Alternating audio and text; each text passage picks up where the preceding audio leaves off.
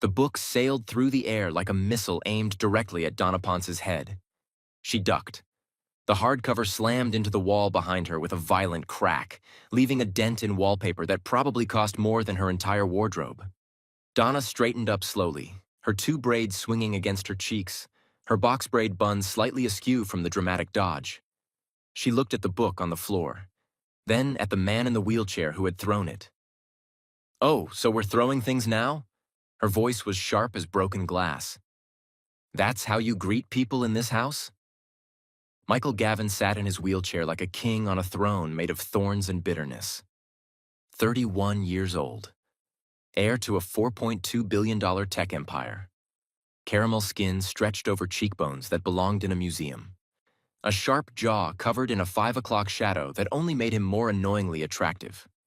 Shoulders broad enough to block a doorway. Arms thick with muscle that strained against his black t-shirt. And those eyes. Dark brown shot through with flecks of amber, burning with enough fury to set the whole mansion on fire. 2 years ago, those eyes probably sparkled when he laughed. Now they just burned. "Get out." His voice was low and dangerous, each word a separate threat. "I don't need another useless stranger pretending to care about my recovery while mentally counting down the minutes until she can clock out." Donna crossed her arms over her chest. "Excuse me? I just got here. My bus ride was 3 hours long. I haven't even put my bag down yet, and you're already throwing books at my head? And now you're leaving. I don't need—" "Useless?" Donna stepped forward, not back. "Boy, I just dodged a hardcover from 6 feet away without spilling my coffee. That's not useless. That's athletic." Behind her, she heard Evelyn Gavin, Michael's elegant mother, gasp softly. Heard the housekeeper mutter something under her breath. Heard what might have been someone's jaw hitting the marble floor. But Donna didn't care. She was tired. She was angry. And she had not ridden a 3-hour bus to Newport, Rhode Island, to be disrespected by some bitter rich man in a fancy wheelchair. Michael's eyes widened slightly. "Did you just call me boy? Did you just throw a book at my head?" They glared at each other. Two fires meeting, neither willing to look away first. 3 days. Michael's voice dropped to something quiet and deadly. "That's my prediction. 3 days before you run out of here crying like all the others." Donna laughed. It wasn't a nice laugh. 3 days? She stepped even closer, close enough to see the flecks of gold in his angry eyes. "I'll give you 3 hours before you realize I'm the best thing that's ever walked into your life." Dead silence filled the room. Then Michael smiled. It wasn't a nice smile either. It was the smile of a man who had just found a worthy opponent. "We'll see about that." "Yeah." Donna met his gaze without flinching. "We will." Now you might be wondering how Donna Ponce ended up standing in a billionaire's bedroom, dodging flying books and trading threats with a man who clearly wanted to set her on fire with his eyes alone. Well, honey, let me take you back 2 weeks. Because this story, it starts with betrayal. It starts with grief. And it ends somewhere nobody, and I mean nobody, expected. If you're not subscribed yet, go ahead and hit that button right now, because this ride is about to get bumpy. 2 weeks earlier, Donna sat alone in her childhood bedroom at 2 in the morning, holding her mother's photograph against her chest. The tears came like they always did. Silent, relentless, unstoppable. "I miss you, Mum." Her voice cracked in the darkness. "I miss you so much it feels like I can't breathe sometimes." The woman in the photograph smiled back at her. Clarice Ponce. Warm brown skin, kind eyes, the same beauty mark near her left eye that Donna had inherited. She had been gone for 2 years now. Cancer, aggressive, merciless. 2 years, and the wound still felt fresh. Donna traced her finger over her mother's face. "So everything's falling apart without you. Dad married Linda. Linda, Mama, my best friend. Can you believe that? 7 months after your funeral, he was already dating her. And now they have a baby. A whole baby. Like you never even existed."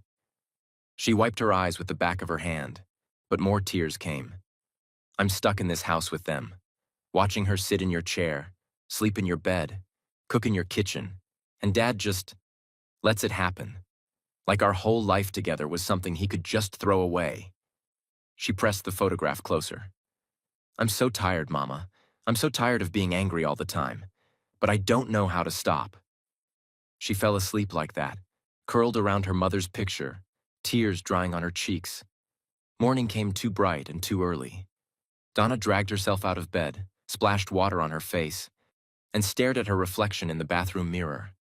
Her braids were messy. Her eyes were puffy. She looked exactly like someone who had cried herself to sleep. Again. She could hear sounds from downstairs. Pots clanking, a baby babbling. Linda's voice singing some annoyingly cheerful song. Donna's jaw tightened. She pulled her braids up into two buns on top of her head, letting two loose braids hang down to frame her face. Her signature look, the style her mother used to help her perfect. Okay, Donna, she told her reflection. Survive another day. That's all you have to do. She headed downstairs. The kitchen was warm and smelled like pancakes. Linda stood at the stove, her honey blonde weave pulled back in a ponytail, always wearing an apron that said, "Best wife ever." She was bouncing slightly to the music playing from her phone while she flipped pancakes. Warren Ponce sat at the kitchen table, feeding baby Harmony from a bottle. He looked up when Donna entered, his expression immediately shifting to something cautious and hopeful. Warren Ponce was 48 years old, but could pass for 38 on a good day. Smooth, dark skin, athletic build, charming smile that made women half his age act foolish. When Donna's mother was alive, that charm had been devoted entirely to his wife and daughter. Now it belonged to Linda. And the baby. Good morning, Donna. Linda turned from the stove with a bright smile.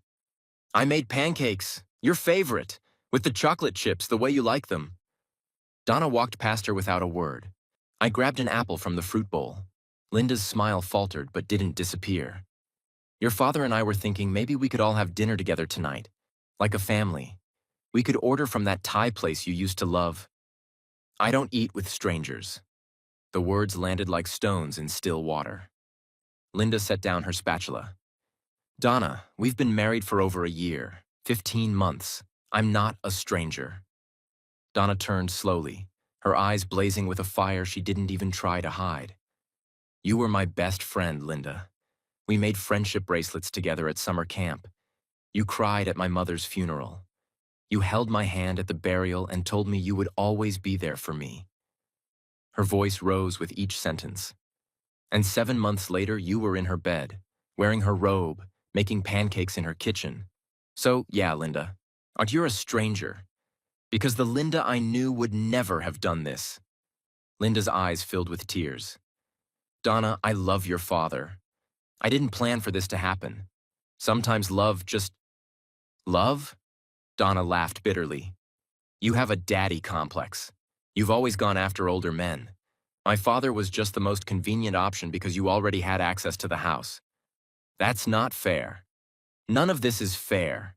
Donna's voice cracked. My mother is dead, and everyone just moved on like she was nothing. Donna. Warren stood up, the baby still in his arms. That's enough. You're upsetting Harmony. And sure enough, baby Harmony had started to fuss, her little face scrunching up at the raised voices. Donna looked at the baby. 7 months old. Chubby cheeks, curly hair, big brown eyes that looked way too much like Warren's. Yeah, way too much like her own. Something twisted in Donna's chest. Something that felt like longing and resentment and love all tangled together in a knot she couldn't undo. Harmony reached toward her, little arms stretching, little fingers grabbing at the air. She wanted Donna. She always wanted Donna. Donna turned away. I'm going out. Donna, wait. Warren tried to follow her, shifting Harmony to one arm. Can we please talk about this? I know I hurt you. I know the timing was... Timing? Donna spun around so fast her braids whipped against her shoulders. Timing? Dad, she was my best friend. You could have dated literally anyone else on the planet, and you chose the one person who would hurt me the most. I was lonely. I was grieving. We were all grieving. But I didn't go sleep with your best friend. Did I? Warren flinched like she had slapped him. Linda loves me, he said quietly. She's good to me. She gave me harmony. I thought, I thought maybe eventually you would see that we could still be a family. Congratulations on your new family. Donna grabbed her jacket from the hook by the door. Hope it works out better than the last one. She yanked the door open. Donna, she slammed it behind her. Outside, she made it exactly 3 steps before the tears started. She ducked around the side of the house, leaned against the wall, and let herself break down where no one could see. Mom, I'm so tired. She pressed her hand against her chest like she could hold her heart together by force. I'm so tired of being angry all the time. But every time I look at them, every time I see Linda in your house, touching your things, loving your husband, She couldn't finish the sentence. The back door creaked open. Donna straightened quickly, wiping her face, ready to tell whoever it was to leave her alone. But it wasn't Warren. It wasn't Linda. It was Harmony. Well, not just Harmony. Harmony in her baby swing that had somehow been moved to the back porch. She was alone for just a moment, someone clearly having set her there while grabbing something inside. The baby saw Donna and immediately started making happy sounds, excited gurgles, little arms reaching. Donna looked around. No one watching. She moved closer, almost against her will. Hey, little one. Her voice dropped to a whisper. You shouldn't be out here by yourself. What if a bird tried to snatch you, huh? You're tiny enough. Harmony giggled and grabbed at the air. Donna knelt down. I let the baby wrap her tiny fingers around one of her braids. It's not your fault. Donna's voice cracked. None of this is your fault. You didn't ask to be born into this mess. Harmony cooed and yanked on the braid.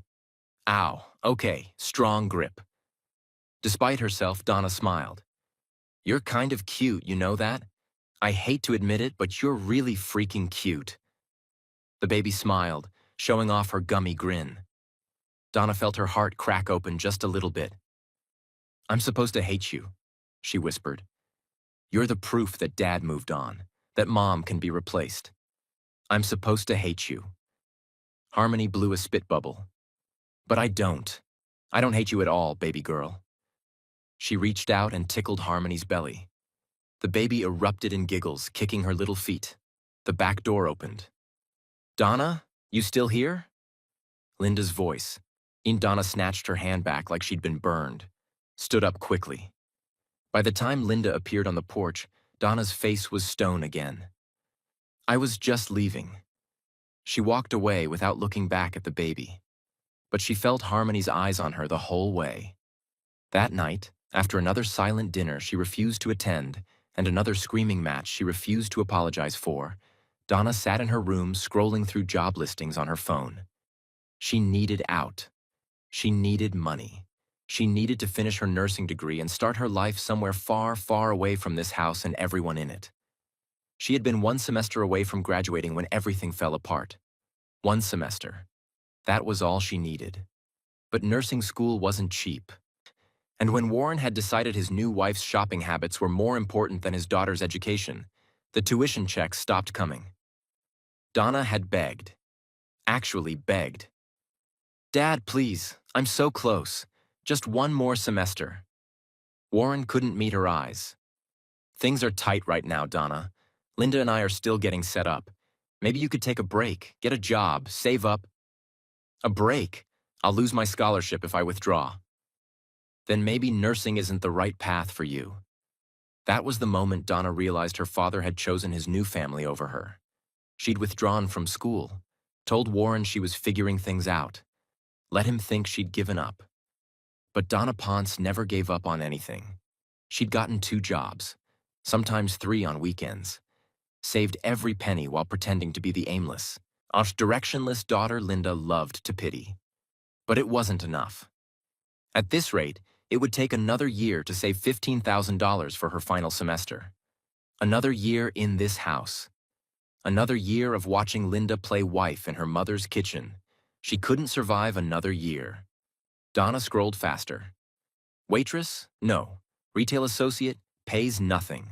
Data entry? Boring and still not enough. Then she saw it. Live-in caregiver needed Gavin Estate, Newport, Rhode Island requirements. Certified registered nurse. Salary $8,000 per month plus room and board. Immediate start. Donna sat up straighter. $8,000 a month. $8,000. Plus room and board meant no rent. No groceries. Pure savings. 2 months at this job, and she'd have her tuition money. 3 months. And she'd have enough left over for a deposit on her own apartment. By summer, she could be back in school and living on her own, and never have to see Linda making pancakes in her mother's kitchen ever again. There was just one problem. Requirements. Certified registered nurse. She wasn't certified. She was 1 semester short. In the eyes of the medical board, she was nobody. But she had 3.5 years of training. She'd done clinical rotations in actual hospitals. She'd cared for actual patients. She'd held her own mother's hand through the worst of the cancer treatment, administering medication, monitoring vitals, doing everything a nurse would do because they couldn't afford in-home care. She knew what she was doing. She just didn't have the paper to prove it. Donna stared at the job listing for a long time. This was fraud. This was lying on a professional application. This could ruin any chance of a legitimate career if she got caught. But staying in this house for another year, watching her dreams rot while Linda lived the life that should have been her mother's, that would ruin her too. She thought about her mother. The way Clarice Ponce had believed in her. The way she'd said, even at the end when speaking was hard, "You're going to be an amazing nurse, baby girl. I'm so proud of you." "I'm going to make you proud, Mom," Donna whispered. "Whatever it takes." She clicked, apply. 3 days later, Donna found herself on a video call with Evelyn Gavin. The woman on the screen was elegance personified. Dark skin that glowed like she'd never had a hard day in her life. Silver locks arranged in an elaborate updo. Eyes that should have been warm but looked tired around the edges. "Miss Ponce, thank you for applying on such short notice." Evelyn's voice was refined but weary. "I'll be honest with you. We've gone through 12 caregivers in the past 2 years. None of them lasted more than 2 months." 12? Donna kept her face neutral even as her eyebrows tried to climb into her hairline. "May I ask why?" Evelyn's expression flickered.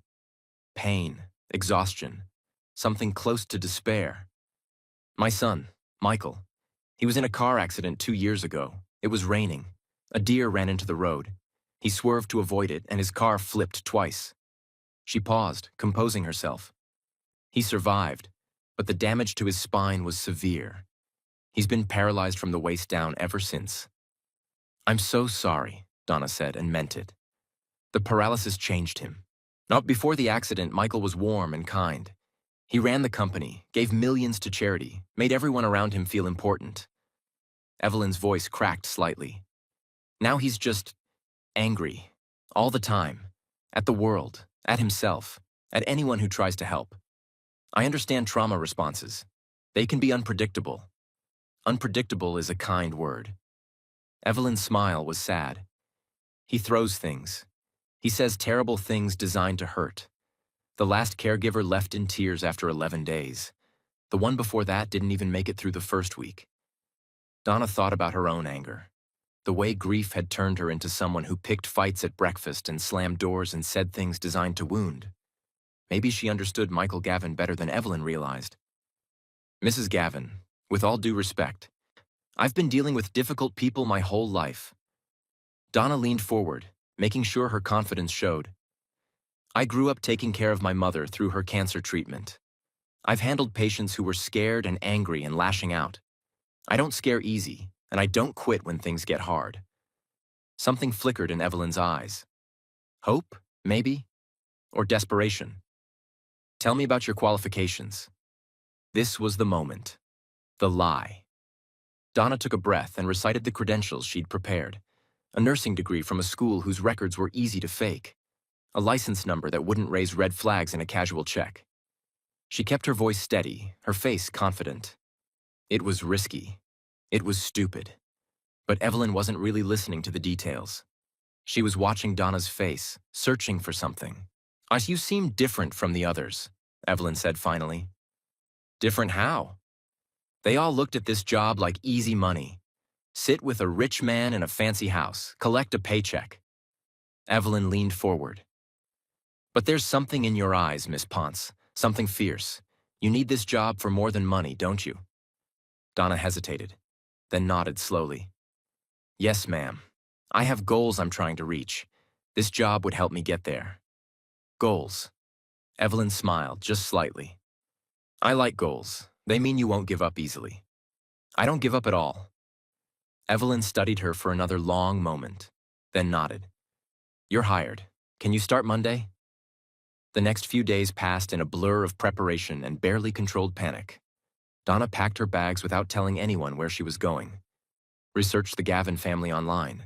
Read everything she could find about Michael Gavin, the brilliant young CEO who had taken over his father's tech company at 25, the philanthropist who had donated millions to education initiatives, the golden boy of Newport society who had had the world at his feet. Until the accident. After that, the articles stopped. The photos disappeared.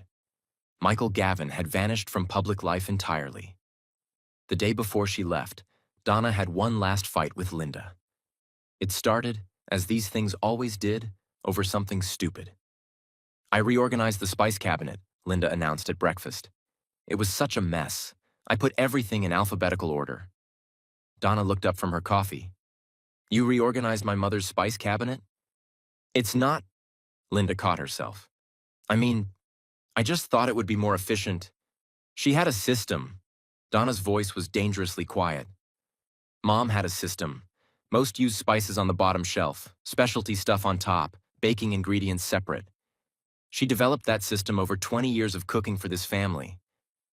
Donna, I didn't mean... You never mean anything, do you? Donna stood up so fast her chair scraped against the floor. You didn't mean to date my father before my mother's body was cold. You didn't mean to move into her house and take over her life. You didn't mean to have a baby and pretend like we're all one big happy family. Donna! Warren appeared in the doorway, Harmony in his arms. That's enough. No, Dad, it's not nearly enough. Donna whirled on him. You let her change everything. The furniture, the curtains, the photographs. I can barely recognize this house anymore. We had to make it our own, Linda started. It was never supposed to be yours. Harmony started crying. The sound cut through the argument like a knife. Everyone froze. The baby's wails filled the kitchen. Her little face was red, tears streaming down her chubby cheeks. Warren tried to soothe her, bouncing her gently, but she kept crying and reaching for Donna. Those little arms stretched out, fingers grabbing at the air, her whole body straining toward the one person who refused to hold her. Donna's heart clenched so hard she couldn't breathe. I'm leaving tomorrow, she said flatly. I got a job. Live-in caregiver position in Newport for the Gavin heir. I won't be back. Linda's eyes went wide. Newport? The Gavins? As in Gavin Industries? Even in her anger, Donna felt a petty satisfaction at Linda's shock. Yeah, that's the one. Warren stepped forward, Harmony still crying in his arms. Donna, wait. Can we talk about this? Maybe I could help with your tuition instead. I could borrow... Now you want to help? Donna laughed bitterly. Months of watching me struggle and now you want to help? I made mistakes, I know I did. But running away to some stranger's house... It's not running away. It's running towards something. Donna grabbed her coffee cup and headed for the stairs. Something better than this. Donna... She didn't stop. In her room, she finished packing while Harmony's cries echoed up from downstairs.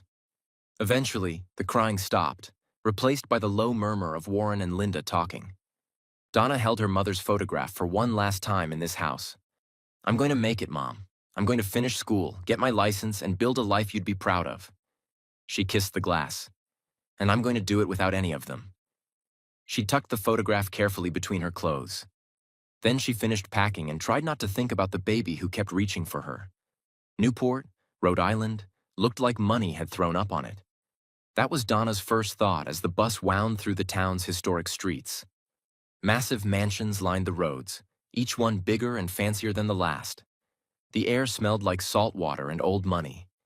Everyone walking around looked like they'd stepped out of a catalog for people who never had to worry about bills. When the bus finally stopped near Bellevue Avenue, Donna grabbed her suitcase and stepped out into a world she'd only ever seen in movies. The Gavin estate was at the end of a long private driveway, hidden behind a wall of perfectly manicured hedges. As Donna walked up the gravel path, the house came into view, and she actually stopped breathing for a second. It wasn't a house. It was a castle. Stone walls covered in ivy, windows that sparkled in the afternoon sun, gardens that stretched toward cliffs overlooking the Atlantic Ocean. The kind of place where people probably had servants just to take care of their other servants. "What did I get myself into?" Donna muttered. She straightened her shoulders, adjusted her grip on her suitcase, and marched toward the front door. A woman met her before she could knock. Older, black, with sharp eyes and silver streaks in her natural hair. She wore a crisp uniform and an expression that said she'd seen everything and was impressed by nothing. "You must be the new nurse." Her voice was neutral. "I'm Rita, head housekeeper." "Donna Ponce." Donna extended her hand. "Nice to meet you." Rita shook it briefly. "The last one made it 11 days. She seemed tough, too." "What happened to her?" He threw a crystal vase at the wall beside her head. Didn't actually hit her, but she ran out screaming anyway. Said she'd rather be homeless than terrorized. Rita's expression didn't change. "The one before that lasted 6 days. The one before that, 9. Donna felt a chill run down her spine. "He sounds difficult." Rita's eyes met hers. "That's the polite word. You seem like a decent young woman, Miss Ponce.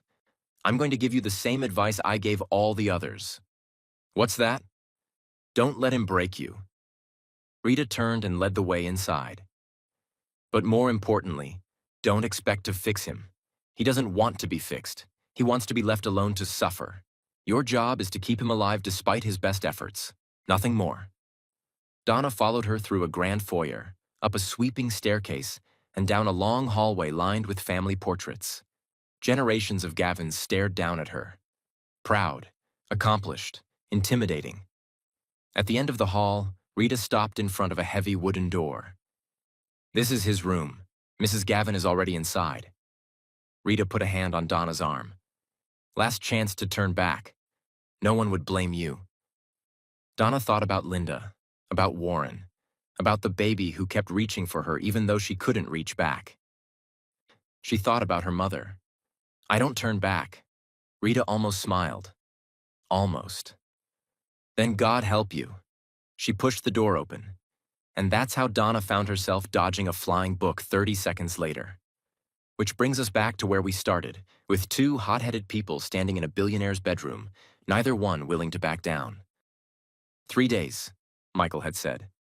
3 hours, Donna had fired back. And now, with the first battle lines drawn, they stood staring at each other like 2 fighters waiting for the bell. Evelyn Gavin cleared her throat nervously. "Well, I'll let you 2 get acquainted. Donna, your room is through that connecting door. If you need anything, Rita can help you get settled." She fled. Actually fled. Donna watched a billionaire's wife practically run out of her own son's room like she couldn't escape fast enough. That should have been a warning.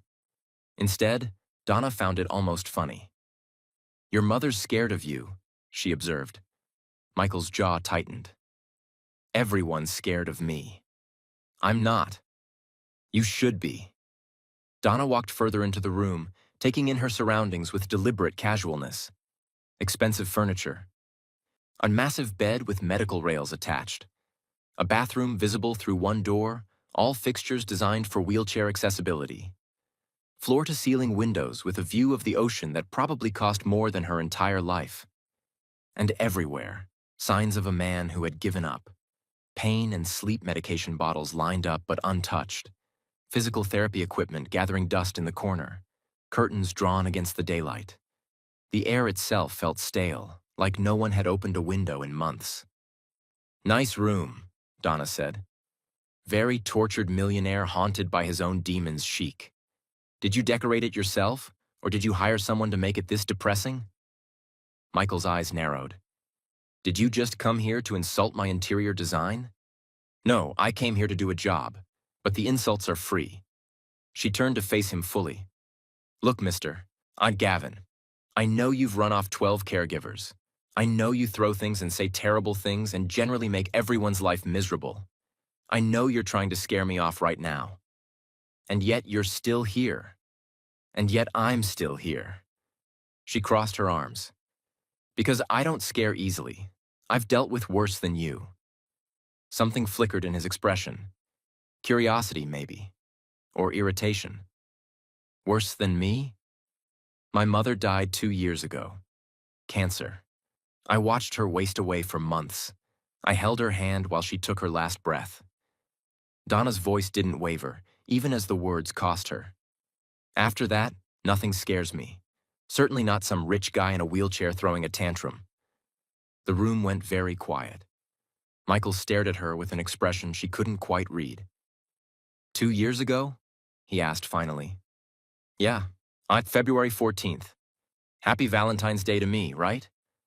Something shifted in his face. Something almost like recognition. February 14th, he repeated quietly. That's the day of my accident. Donna blinked. What? The same day, 2 years ago, February 14th. He looked away toward the window. I swerved to avoid a deer. My car flipped twice. I woke up in a hospital 3 days later and they told me I'd never walk again. The coincidence hung in the air between them. 2 lives destroyed on the same day. 2 people marked by the same date. Well, Donna said finally, I guess we both have reasons to hate Valentine's Day. Michael turned back to her. His expression was still hard, still guarded, but something in his eyes had changed. You can put your things in the room next door, he said. Not that there's a connecting door in case of emergencies. Does that mean you're not firing me? That means I'm giving you your 3 days. His lips curved in a smile that wasn't quite friendly. Let's see if you can survive them. Donna grabbed her suitcase and headed for the connecting door. Mr. Gavin? He looked at her. I don't just survive, I thrive. She smiled back, just as unfriendly. Get used to it. She walked through the door and closed it behind her. And for the first time since arriving in Newport, she let out a breath. Okay, Mom, she whispered. Here we go. If you think these 2 are already explosive, just wait until you see what happens during their first week together. But before we get into that chaos, do me a favor. If you think Donna should quit right now and save herself the headache, saw to comment, run, girl. But if you think she's about to give Michael Gavin the wake-up call of his life, comment, she's staying. And make sure you're subscribed, because what happens next is going to have you screaming at your screen. The first week was war. Not the explosive, dramatic kind of war. Something quieter, more personal. A constant battle of wills between 2 stubborn, hot-headed people who absolutely refused to give an inch. Day 1, Michael refused to eat breakfast. Donna brought the tray in at exactly 8 o'clock, just like the schedule specified. Eggs, toast, fresh fruit. Simple. Nutritious. Michael looked at it like she'd brought him a plate of garbage. Not hungry. The body doesn't care if you're hungry, it needs fuel. Donna set the tray on his bedside table. Eat. I said no. And I said eat. They stared at each other. You can't force me to eat, Michael said. No, but I can sit here and stare at you until you do. Donna pulled up a chair, sat down, crossed her arms. I've got nowhere else to be. I'm not eating. Then I'm not leaving. 1 hour passed. Then 2. Michael tried reading. Donna stared at him. He tried ignoring her. She cleared her throat every 30 seconds. He turned on the TV. She turned it off. You're the most annoying person I've ever met, he growled. Eat your breakfast and I'll leave. He grabbed the fork with an irritated huff and shoved eggs into his mouth. Happy? He demanded. Thrilled. Day 2, he criticized her technique, taking his blood pressure. Too tight. Are you trying to cut off my circulation? Donna adjusted the cuff. Tried again. All right, now it's too loose. Did you even go to nursing school? Her jaw tightened. She thought about the 1 semester she hadn't finished, pushed the guilt down. I went to nursing school, and I'm good at what I do. She tried a third time. Perfect pressure. Perfect reading. Michael looked at the numbers on the monitor, then at her. Better, he admitted grudgingly. Still hate you. Feelings mutual. Take your pills. Day 3, he wheeled his chair directly over her foot. The pain was shocking. Tears sprang to her eyes. For a moment, she couldn't breathe. But she didn't cry out, didn't move away. She looked down at his wheels on her foot, then up at his face. That all you got? He backed up without apologizing, but there was something in his expression, something almost like respect. Day 4, he threw his medication across the room. Little orange bottles bounced off walls, pills scattered across the hardwood floor like confetti at the world's worst party. What is wrong with you? Donna demanded. I'm tired of pills, tired of schedules, tired of being poked and prodded like some kind of science experiment. These pills keep you healthy? Healthy? He laughed bitterly. I'm paralyzed from the waist down. I haven't walked in 2 years. What exactly is healthy about any of this? Donna got down on her hands and knees and started gathering the pills. These are expensive, she said calmly. Some of them are $400 each.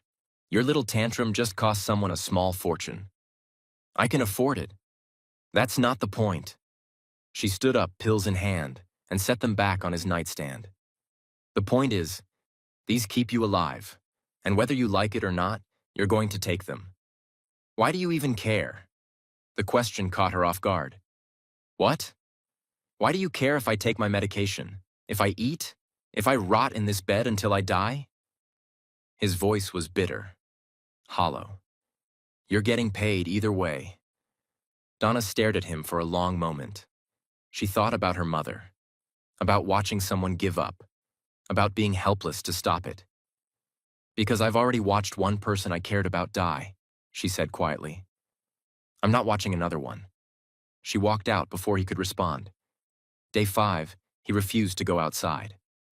The weather is beautiful, Donna announced, throwing open the curtains. 72 degrees, ocean breeze, perfect day for some fresh air. Michael shielded his eyes from the sudden light like a vampire. Close those. No? I'm not going outside. Fine. Then I'll bring outside to you. You need vitamin D. She opened every single window in the room. The smell of salt water and flowers flooded in. Sounds of birds and waves crashed against the silence he'd been hiding in. Michael glared at her. I don't need vitamin D. Your attitude suggests otherwise. She left the windows open. He didn't close them. Day 6, he insulted her in front of the entire staff. It happened in the main hallway during what Rita called the weekly check-in. The whole household staff was there. Rita, the chef, the groundskeeper, 2 maids. Everyone who kept this massive house running. And Michael, who had wheeled himself out specifically for this occasion. I just want everyone to know, he announced, that my new caregiver is the most irritating, odd, disrespectful, insubordinate person I have ever had the misfortune of employing. She doesn't listen, she doesn't follow orders, and she has absolutely no respect for my wishes as a patient. Everyone looked at Donna. Donna looked at Michael. Her blood was boiling. She could feel the anger rising like a wave, ready to crash. But she didn't explode. That would give him the satisfaction. Instead, she smiled sweetly. At least I can walk out of here whenever I want. She let the words hang in the air. You're stuck with yourself forever. The gasp from the staff was audible. Michael's face went cold. Then something flickered behind his eyes. Something that looked almost like amusement? 3 days was not generous, he said. You'll be gone by the end of the week. I'll outlast every single person in this house, while including you. She walked away with her head high. In her room that night, she let herself shake. He's impossible, she told her reflection in the mirror. Completely impossible. How am I supposed to help someone who doesn't want to be helped? But even as she said it, she understood. Michael Gavin wasn't trying to drive her away because he was cruel.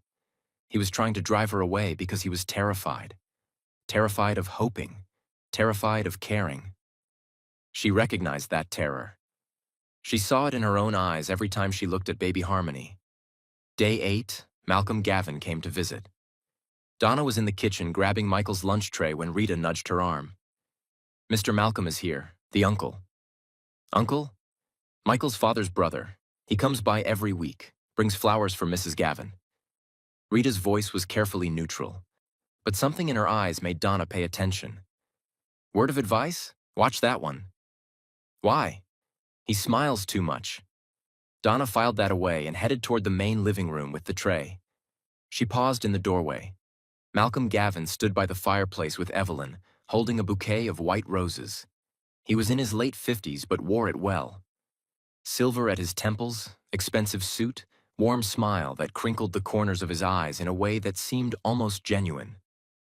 "You're working too hard, Evelyn," he was saying, his voice soft with concern. "With everything you're dealing with, Michael's care, the company, the stress, you need to let someone help carry the burden." Evelyn looked tired, vulnerable, lonely. "I don't know, Malcolm. It feels like too much to ask." "Nonsense. That's what family is for." He took her hand in both of his. "I'm here for you, whatever you need." His thumb stroked across her knuckles. The gesture was intimate, familiar. Donna's instincts screamed. "Oh!" Evelyn spotted Donna in the doorway and stepped back from Malcolm.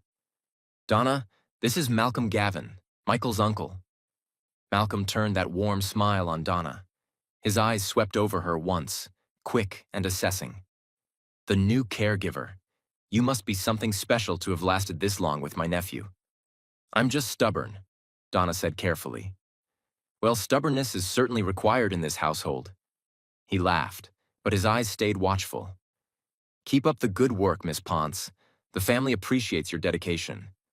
He turned back to Evelyn, dismissing Donna from his attention entirely.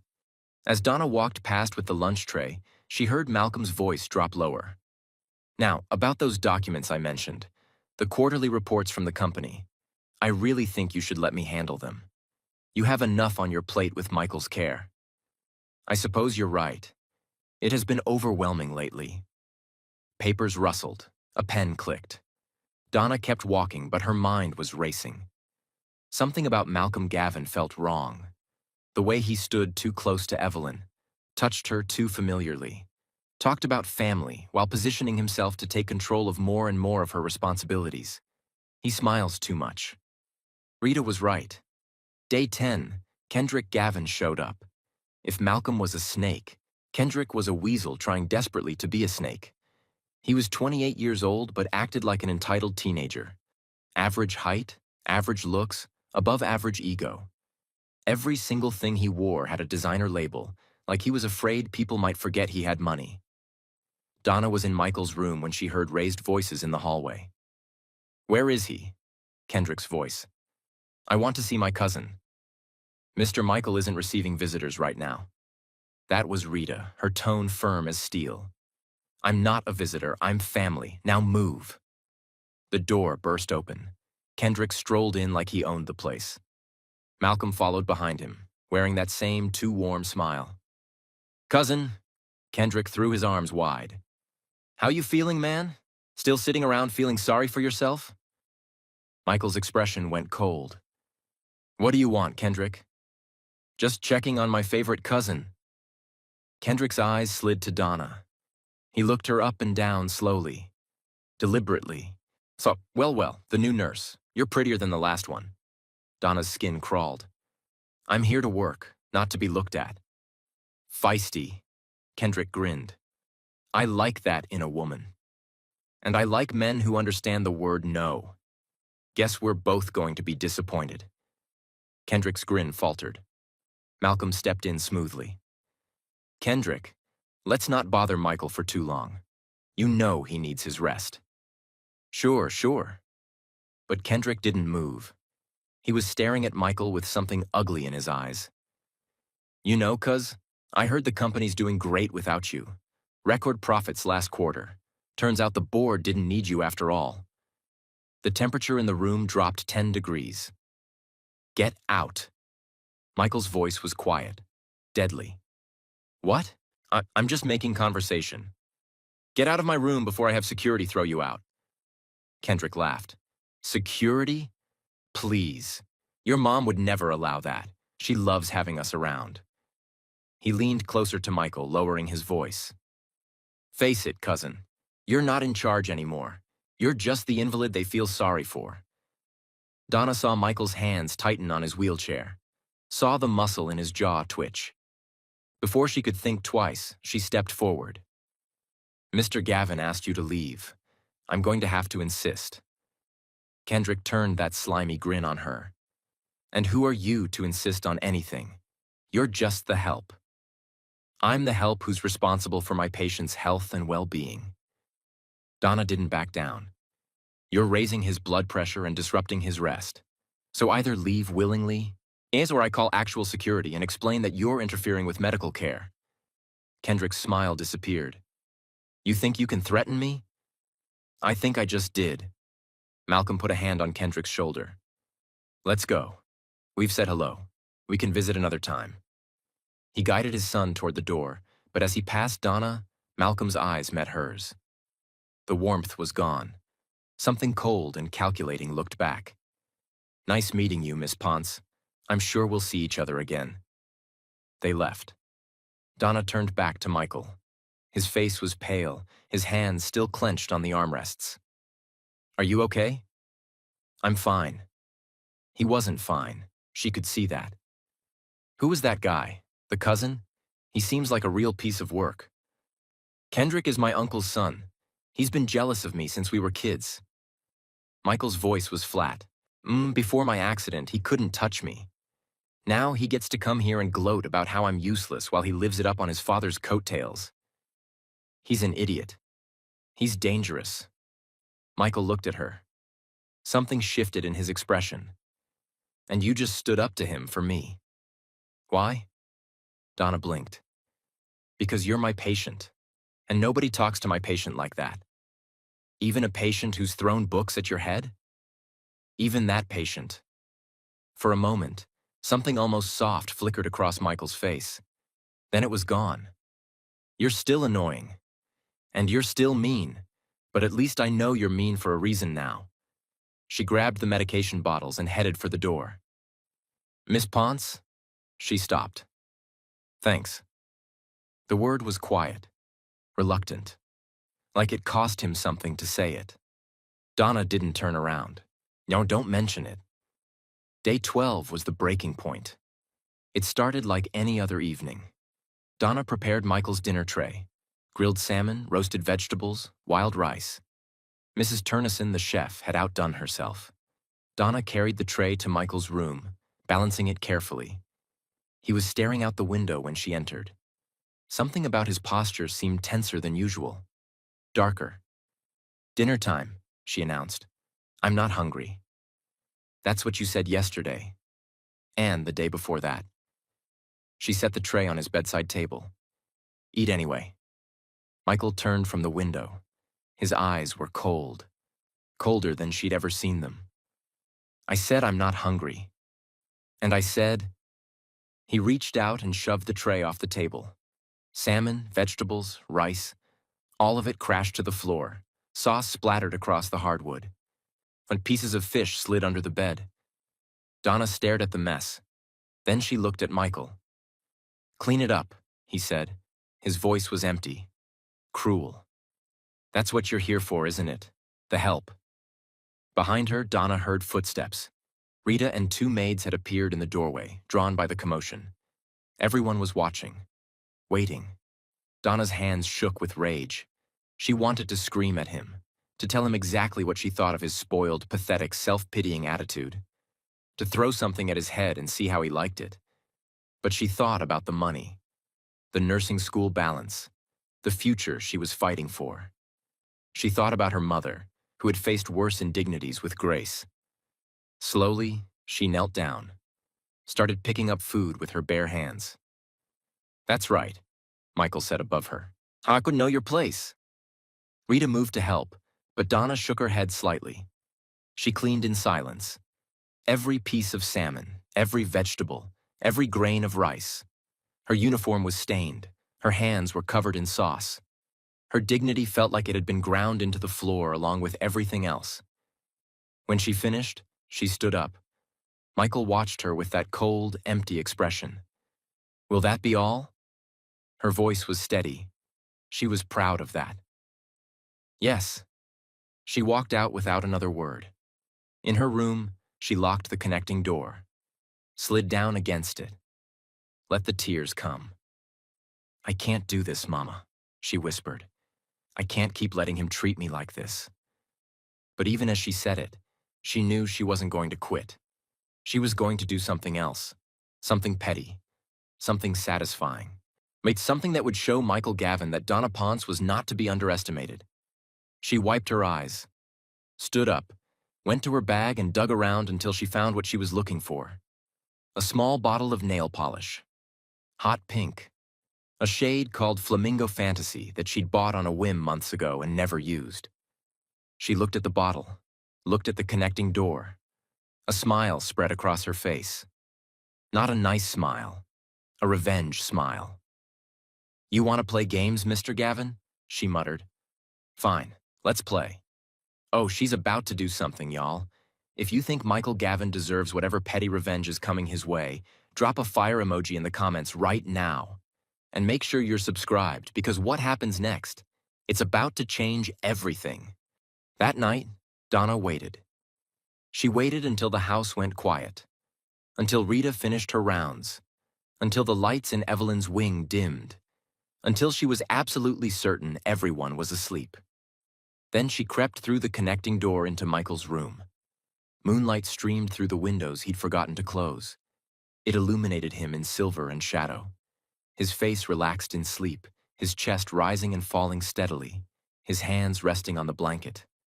Sleeping, he looked almost peaceful, almost like the man his mother described, the one who used to laugh. Donna pulled a chair up beside his bed. Quietly, carefully. She unscrewed the nail polish cap, looked at his hands. Those large, elegant hands with their long fingers and clean nails.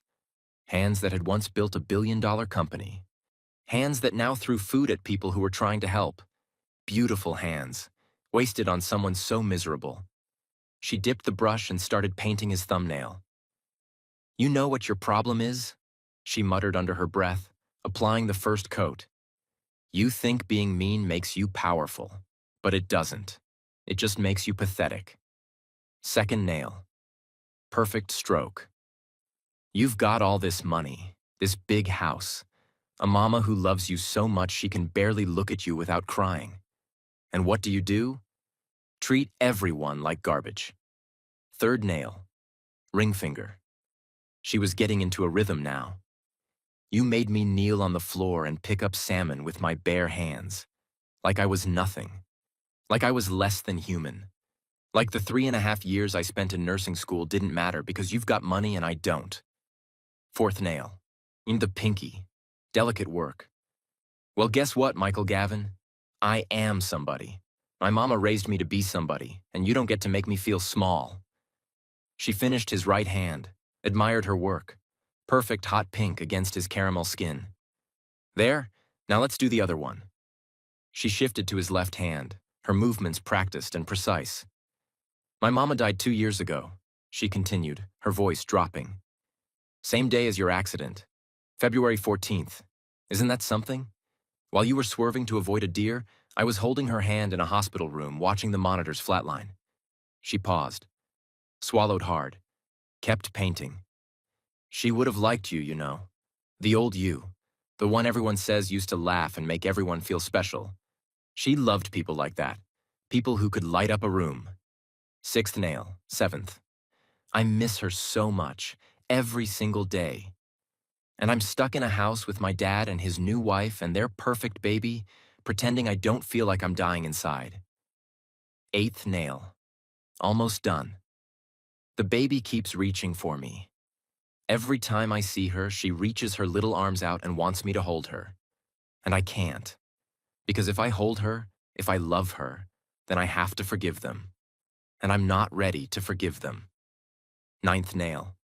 I don't even know why I'm telling you all this. You're asleep. You don't care. You don't care about anything except making everyone as miserable as you are. Final nail. Pinky finger. She held his hand gently, blowing on the polish to help it dry. There. Flamingo fantasy. Perfect for a man who forgot how to feel anything. She looked at her work. All 10 nails.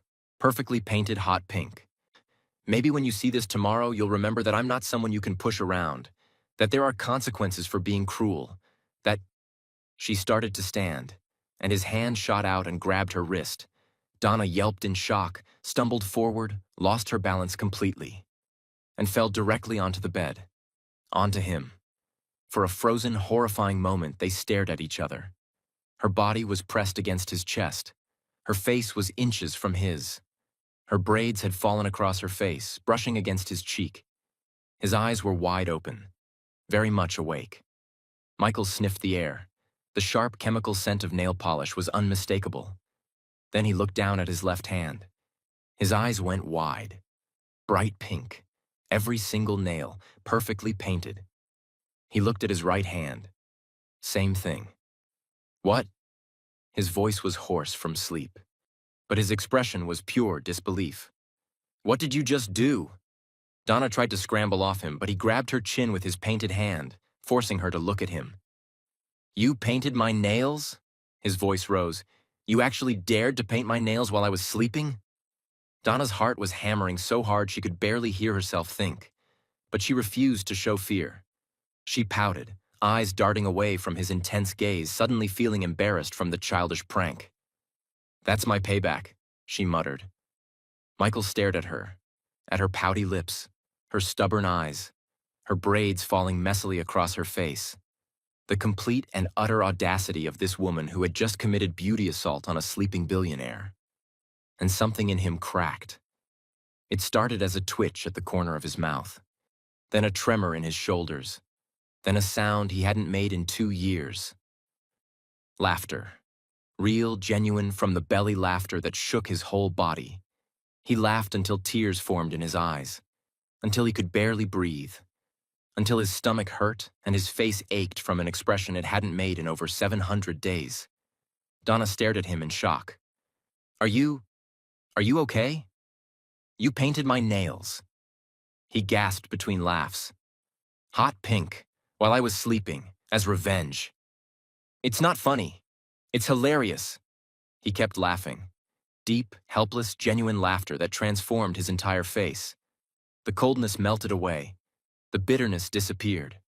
For a moment, he looked exactly like the man in the old photographs his mother kept around the house. Young, alive, happy. And despite herself, despite everything, Donna felt her own lips twitching. A giggle escaped her. Then another. You're insane, she managed. I'm insane? He was still laughing. You're the one who committed nail assault. You deserved it. Probably.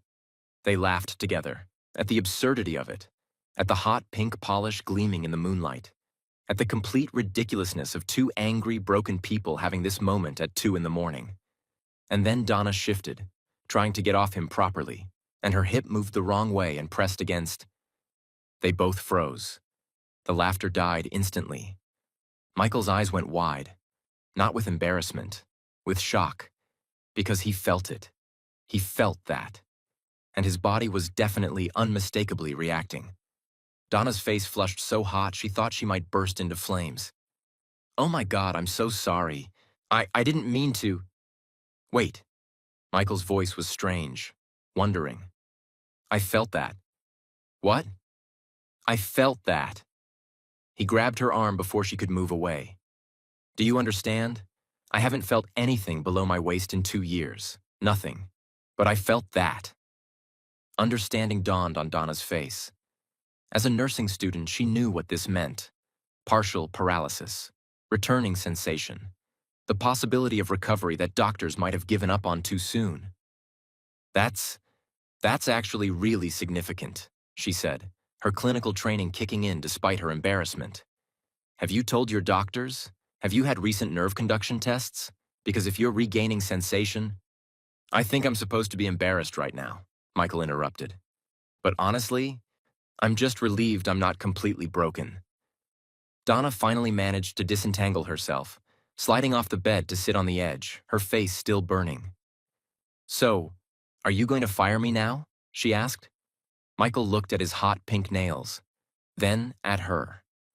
The moonlight caught his face, highlighting features that were softened by genuine emotion for the first time since she'd met him. Fire the only person who's made me laugh in 2 years? He shook his head slowly. Fire the woman who might have just proven I'm not as damaged as I thought? He held up his painted hand, examining it. No, Miss Ponce, I'm not going to fire you. He looked at her, and something new was in his eyes. Something warm, almost tender. I think you and I need to start over. Donna stared at him. Start over? Clean slate, no more throwing books. Oh, no more throwing food on the floor. He paused. No more pretending we don't see each other as people. What does that mean? He held up his pink painted hand. It means anyone crazy enough to do this might be exactly what I need. Donna looked at his hand, at his face, at the genuine smile playing at the corners of his mouth. Something shifted in her chest, something she wasn't ready to name. Fine, she said. Clean slate. But the nail polish stays until tomorrow. Obviously, I worked hard on that. For the first time, they smiled at each other. Real smiles. Not weapons, not defenses. Just two broken people who had somehow found something unexpected in each other. A beginning. The morning after the nail polish incident, Donna woke up to a sound she hadn't heard in her entire time at the Gavin estate. Laughter. But not polite, restrained laughter. Deep, genuine, belly-shaking laughter coming from somewhere down the hall. She sat up in bed, disoriented. Her braids were a mess. Her uniform was wrinkled from sleeping in it, and her fingers still had traces of hot pink polish staining the tips. Had last night actually happened? The nail polish. The fall. The moment when Michael Gavin had laughed for the first time in 2 years. The discovery that he could feel things he hadn't felt since the accident. All of it felt like a fever dream, but the pink stains on her hands said otherwise. Donna threw on a fresh uniform, twisted her braids back into their signature 2 buns with 2 loose braids framing her face, and followed the sound of laughter down the hallway. She found Michael in the small breakfast nook off the kitchen, not the formal dining room. Rita stood beside him, her arms crossed over her chest, her usually stoic face showing something Donna had never seen before. Amazement. Michael was holding up one hand, showing off his bright pink nails, and he was laughing. She waited until I was asleep, he was saying, his voice lighter than Donna had ever heard it. Painted every single nail, hot pink, called it flamingo fantasy. Rita shook her head slowly, but Donna caught the hint of a smile tugging at her lips. In 30 years of working for this family, I have never seen anything like this. Neither have I. Michael grinned. Actually grinned, his whole face transforming into something almost boyish. And honestly, I'm not even mad. Rita pulled out her phone. I need to document this, for posterity. Rita, hold still. She snapped a photo before he could protest.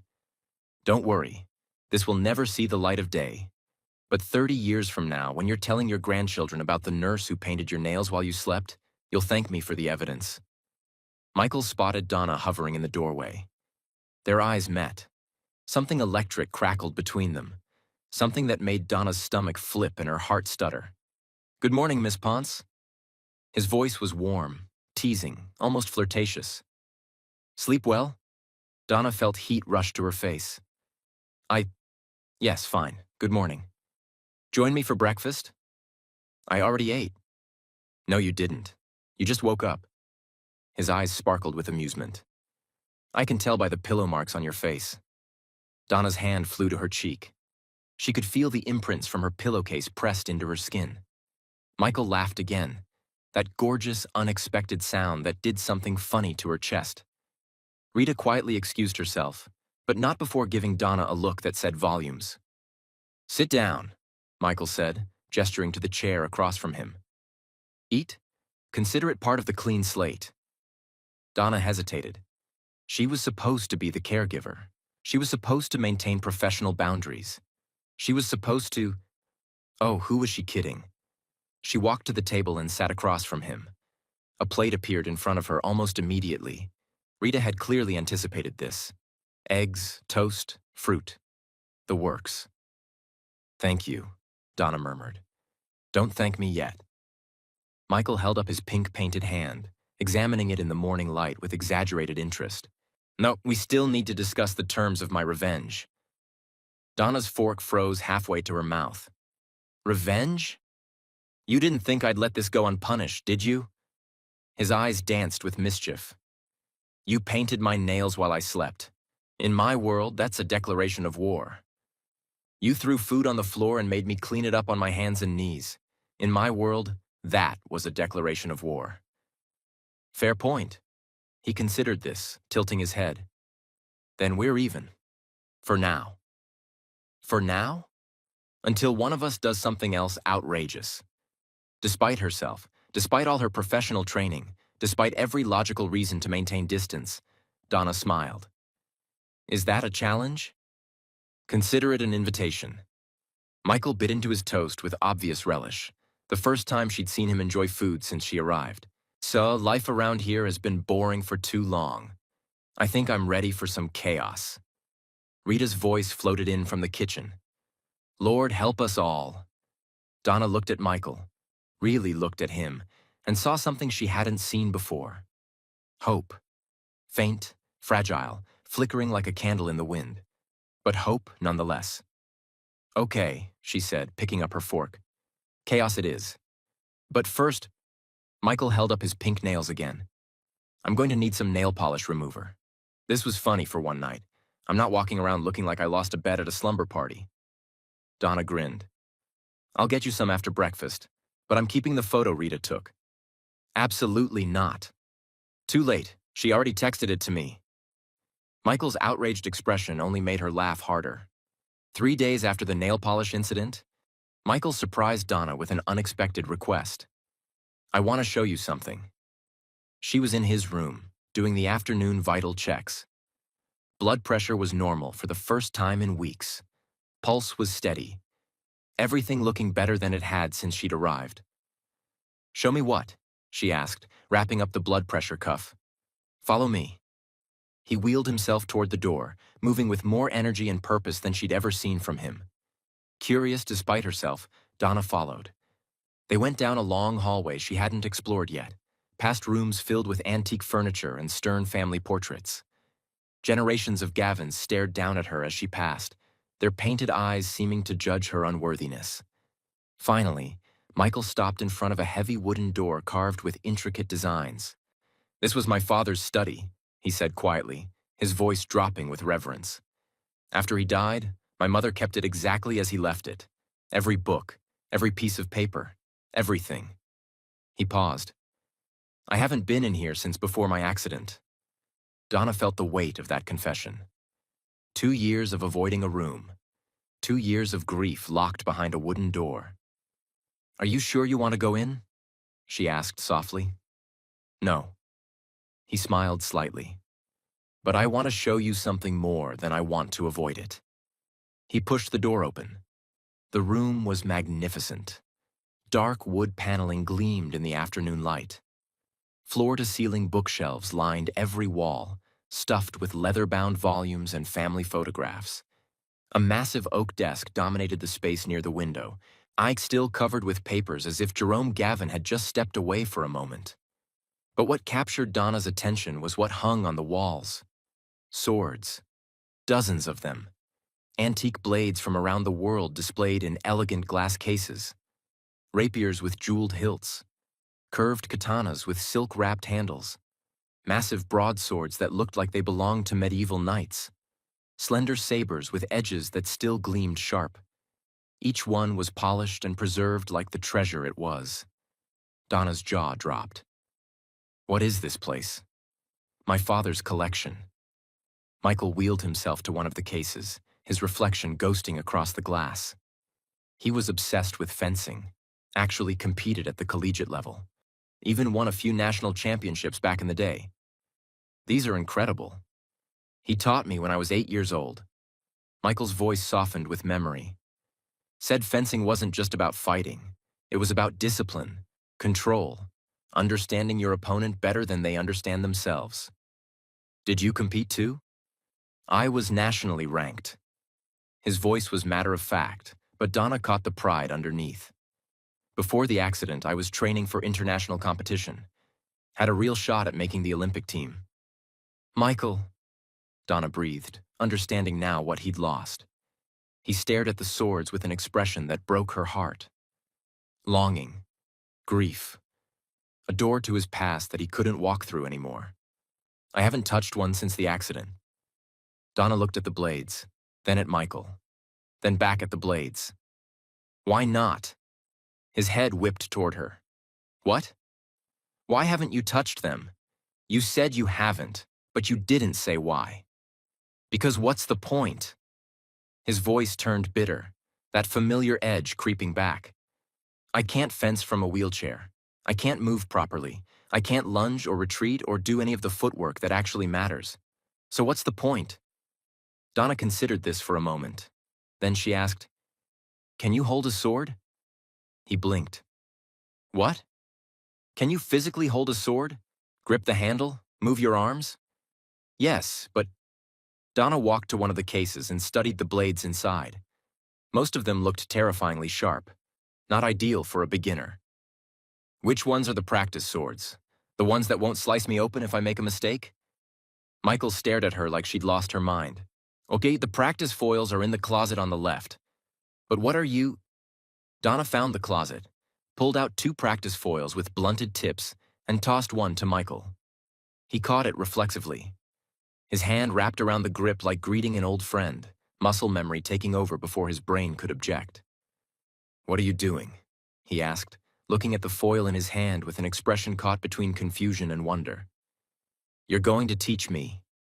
Teach you what? How to fence. Donna held up her own foil, clearly having absolutely no idea what she was doing. The blade wobbled in her uncertain grip. You said you were nationally ranked, so rank me. Teach me something. From a wheelchair? Why not? She shrugged like it was the most obvious thing in the world. You've got arms. You've got knowledge. You've got a very willing student who will definitely embarrass herself for your entertainment. Michael looked at the foil in his hand, then at Donna, standing there with her braids swinging, holding her sword like a baseball bat, completely and utterly serious. Something shifted in his expression, something that looked almost like joy. You're holding it completely wrong. Then fix it.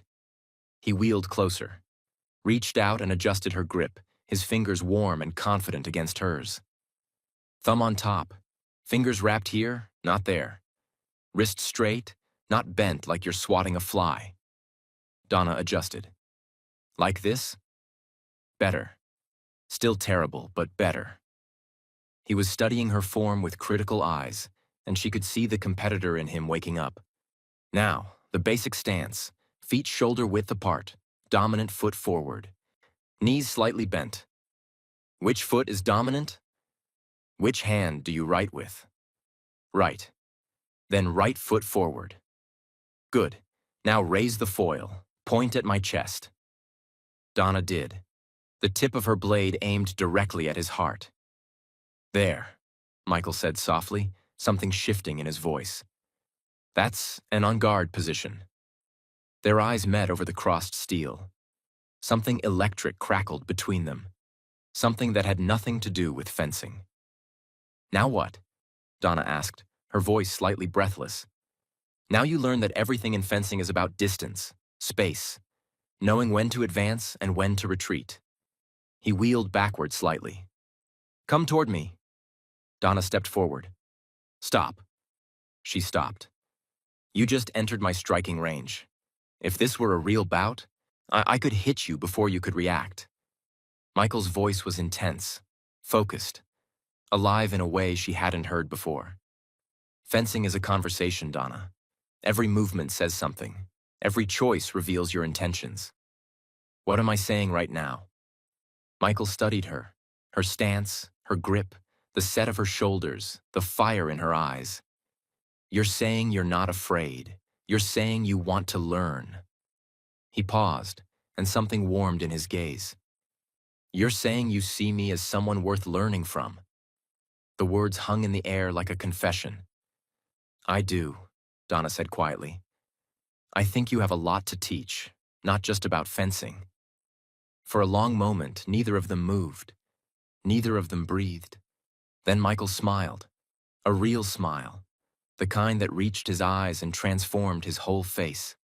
Again, he said, by resetting his position. From the beginning. And this time, don't grip so tight.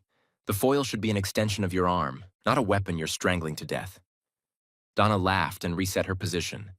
And that was how the fencing lessons began. Every afternoon for the next 2 weeks they practiced. Michael taught her the basics first. Footwork, stance, the fundamental attacks and parries that formed the foundation of everything else. He couldn't demonstrate standing, but he showed her from his chair, his movements precise and fluid despite the limitation. Lunge, he commanded. Extend your arm, then step, not the other way around. You're doing it backwards. Donna lunged, stumbled, nearly face-planted into the expensive carpet. That was terrible. You try lunging in these shoes. She gestured at her sensible nursing flats. Like make excuses or make progress. Pick one. She glared at him with all the heat she could muster, then reset. Lunged again. Better this time. Good, Michael said, the single word of praise warming her more than it should have. Again. They practiced until her arms ached and her legs burned, until sweat dripped down her face and her braids stuck to her neck, until her muscles screamed for mercy and she wanted to collapse. But she didn't collapse. Because every time she looked at Michael, at the light in his eyes, at the focus on his face, at the way he came alive when he was teaching, she found strength she didn't know she had. And somewhere in those sessions, something changed between them. The bickering didn't stop. If anything, it intensified. But it transformed into something different. Playful, teasing, affectionate. The insults landed like love notes instead of weapons. Your form is still garbage, Michael would say, studying her stance with mock disapproval. Your attitude is still garbage, Donna would fire back, not missing a beat. At least I don't hold a sword like I'm trying to kill a spider with a broom. At least I don't give instructions like a drill sergeant with anger issues. And they would both laugh. Rita watched from doorways with amazement written across her usually stoic face.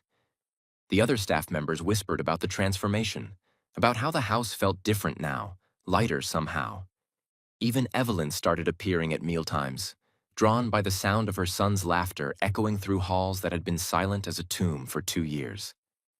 I don't know what you're doing, Evelyn said to Donna one afternoon, catching her in the hallway. Her eyes were wet with grateful tears. But please, whatever it is, don't stop. Donna wasn't sure what she was doing either, but she knew she didn't want to stop. If you're already invested in these 2 disaster humans, wait until you hear what happens next. Because while Donna and Michael were falling for each other, the snake was watching, waiting, planning. 2 weeks into the new dynamic, Malcolm Gavin showed up again unannounced. Donna was in the kitchen assembling Michael's afternoon tea tray, Earl Grey, exactly how he liked it, strong with a splash of milk, when she heard his voice in the main hall. Evelyn, darling, I brought those documents we discussed. Something about the oily smoothness of that voice made Donna's skin crawl. She peeked around the corner. Malcolm stood with Evelyn near the grand entrance, holding a bouquet of roses. This time they were red, deep crimson red. The symbolism wasn't lost on Donna. Oh, Malcolm, you didn't have to come all this way. Evelyn sounded flustered, almost girlish. I could have sent someone to pick up the papers. Nonsense, I wanted to see you. Malcolm's smile was warm as summer sunshine. He reached out and touched her arm, not letting his hand linger. And to check on Michael, of course. How is he doing? Any improvement? Actually, yes. Evelyn's face lit up. He's been doing remarkably better lately. The new caregiver seems to be making a real difference. Is that so? Something flickered in Malcolm's expression. There and gone so fast Donna almost missed it. A tightening around the eyes. A flash of something cold beneath the warmth. Displeasure. How wonderful, Malcolm continued, his smile firmly back in place. Tell me more. He's laughing again, Malcolm. Evelyn's voice cracked with emotion. Actually laughing. I heard him this morning, and I just stood there crying because I never thought I'd hear that sound again. That's... Malcolm paused almost imperceptibly. That's lovely, Evelyn. Truly. You must be so relieved. But his tone didn't match his words. Donna could hear it. The falseness beneath the caring. She watched as Malcolm guided Evelyn toward her private study, one hand on the small of her back. Possessive. Familiar. Like he already owned her. Now about those financial adjustments we discussed. His voice drifted back as they walked. I really think it's time to streamline some of the accounts. Consolidate things under more professional management. You've been so helpful with all of this, Malcolm. I don't know what I'd do without you. That's what family is for, darling. Let me take care of everything. Their voices faded as they disappeared into the study. Donna's instincts were screaming louder than ever. She didn't trust Malcolm Gavin. Not his smile. Not his concern. And not his constant presence in this house. She grabbed the tea tray and headed to Michael's room, turning over possibilities in her mind the whole way. When she entered, Michael was by the window, staring out at the churning ocean with a dark expression. Your uncle's here, she said, setting down the tea. I know. Michael's voice was flat, hard. I heard the car pull up. You don't seem happy about it. I'm never happy when Malcolm visits. He didn't elaborate, but his jaw was tight, his hands gripping the wheelchair armrests. Donna sat on the edge of his bed, something that had become normal over the past 2 weeks, the professional boundaries between them blurring more each day. Can I ask you something? You're going to anyway. What's the deal with your uncle? Every time he comes here, I get this feeling like... She searched for the right words. Like he's calculating something behind that smile? Michael finished for her. Donna nodded. Exactly like that. Michael was quiet for a long moment, staring at his tea without drinking it. Then he sighed, and it sounded like it came from somewhere deep and exhausted. Malcolm and my father started this company together. Did you know that? No. They were partners, best friends since freshman year of college. Built Gavin Industries from nothing. Just 2 guys in a garage with a dream and more ambition than sense. Michael's voice was distant, lost in memory. But 6 months in, Malcolm got scared. The startup wasn't making money. Investors were pulling out. Everything looked like it was going to fail. What happened? He sold his shares to my father. 50% of the company, gone for $200,000. Michael laughed, but there was no humor in it. He thought he was cutting his losses. Thought he was the smart one, getting out before the whole thing collapsed. Donna did the math in her head and felt her stomach drop. But it didn't collapse. 6 months after Malcolm sold, my father secured a major government contract. The company exploded. By the time I was born, it was worth $50 million. By the time my father died, it was worth over $1 billion. Michael looked at her. And now? $4.2 billion. $4.2 billion. Michael's expression was grim. Malcolm sold half of a $4 billion company for $200,000. And he's never, ever forgiven my father for that. Or me, and for inheriting what he thinks should have been his.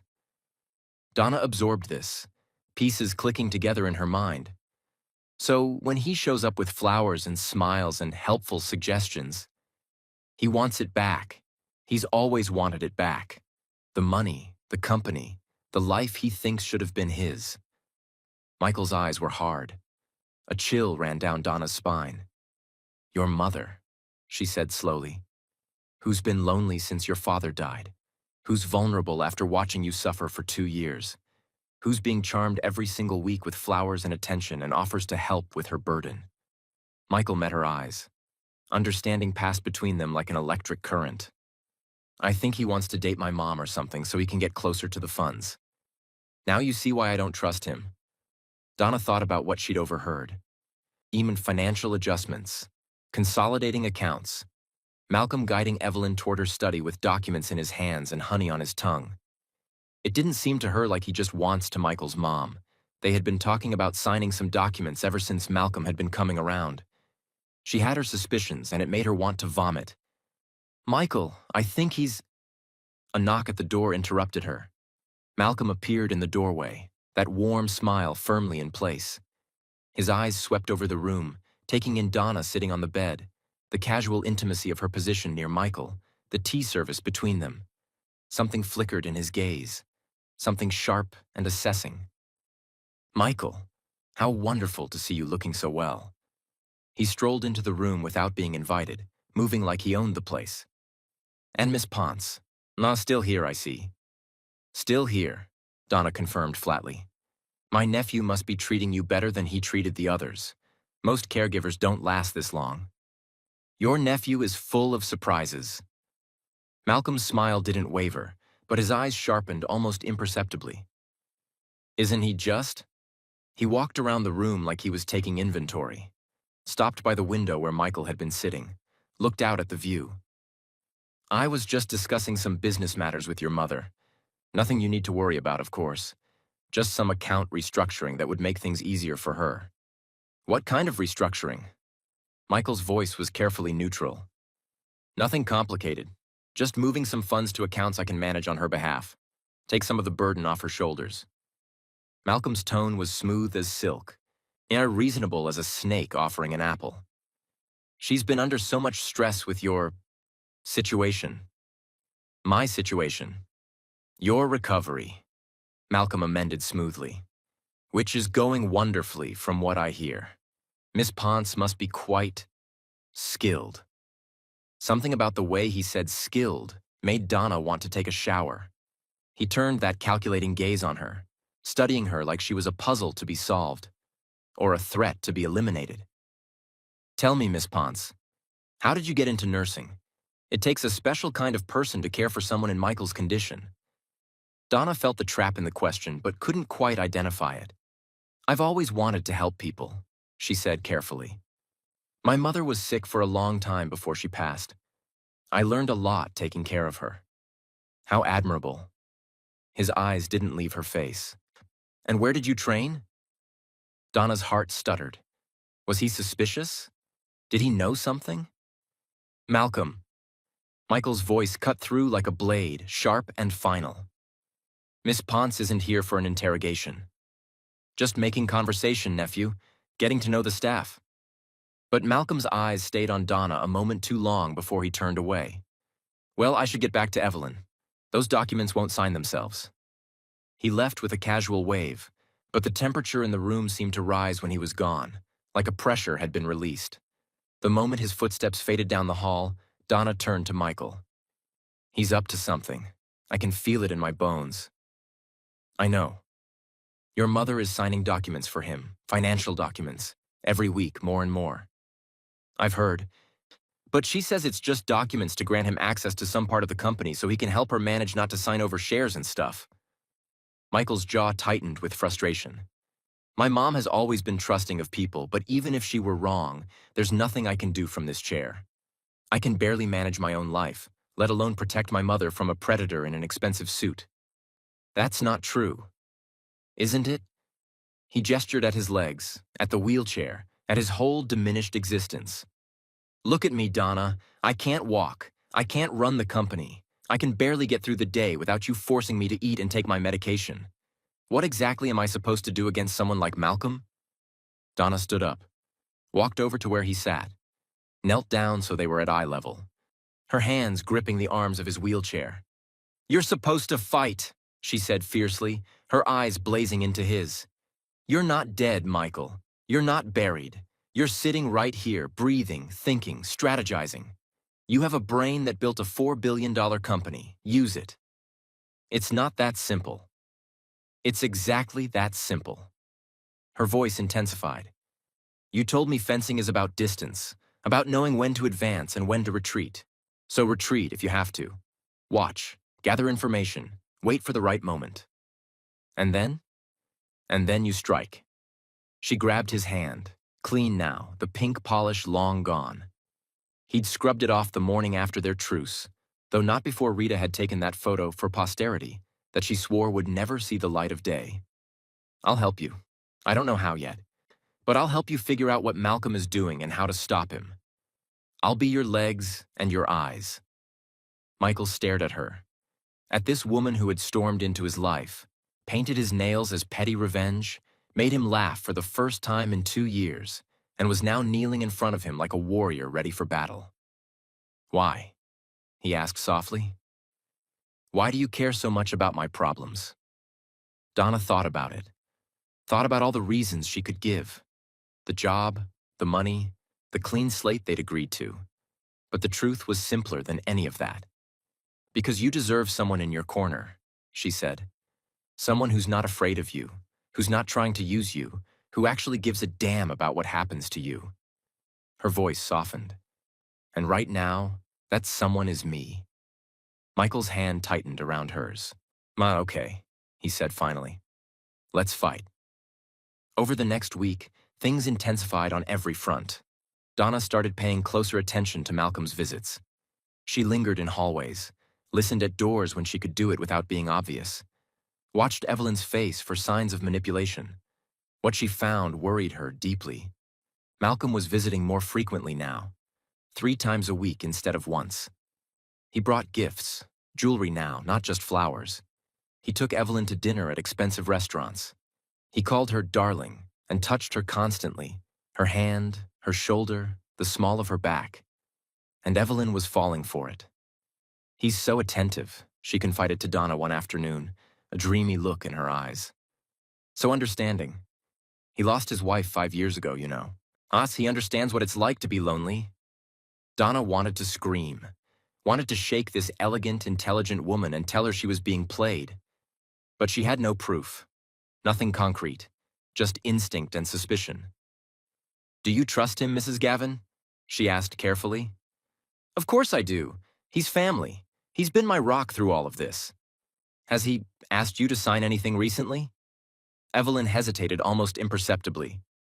Just some business papers, account transfers, investment reallocations. Nothing I don't already handle regularly. She waved a dismissive hand.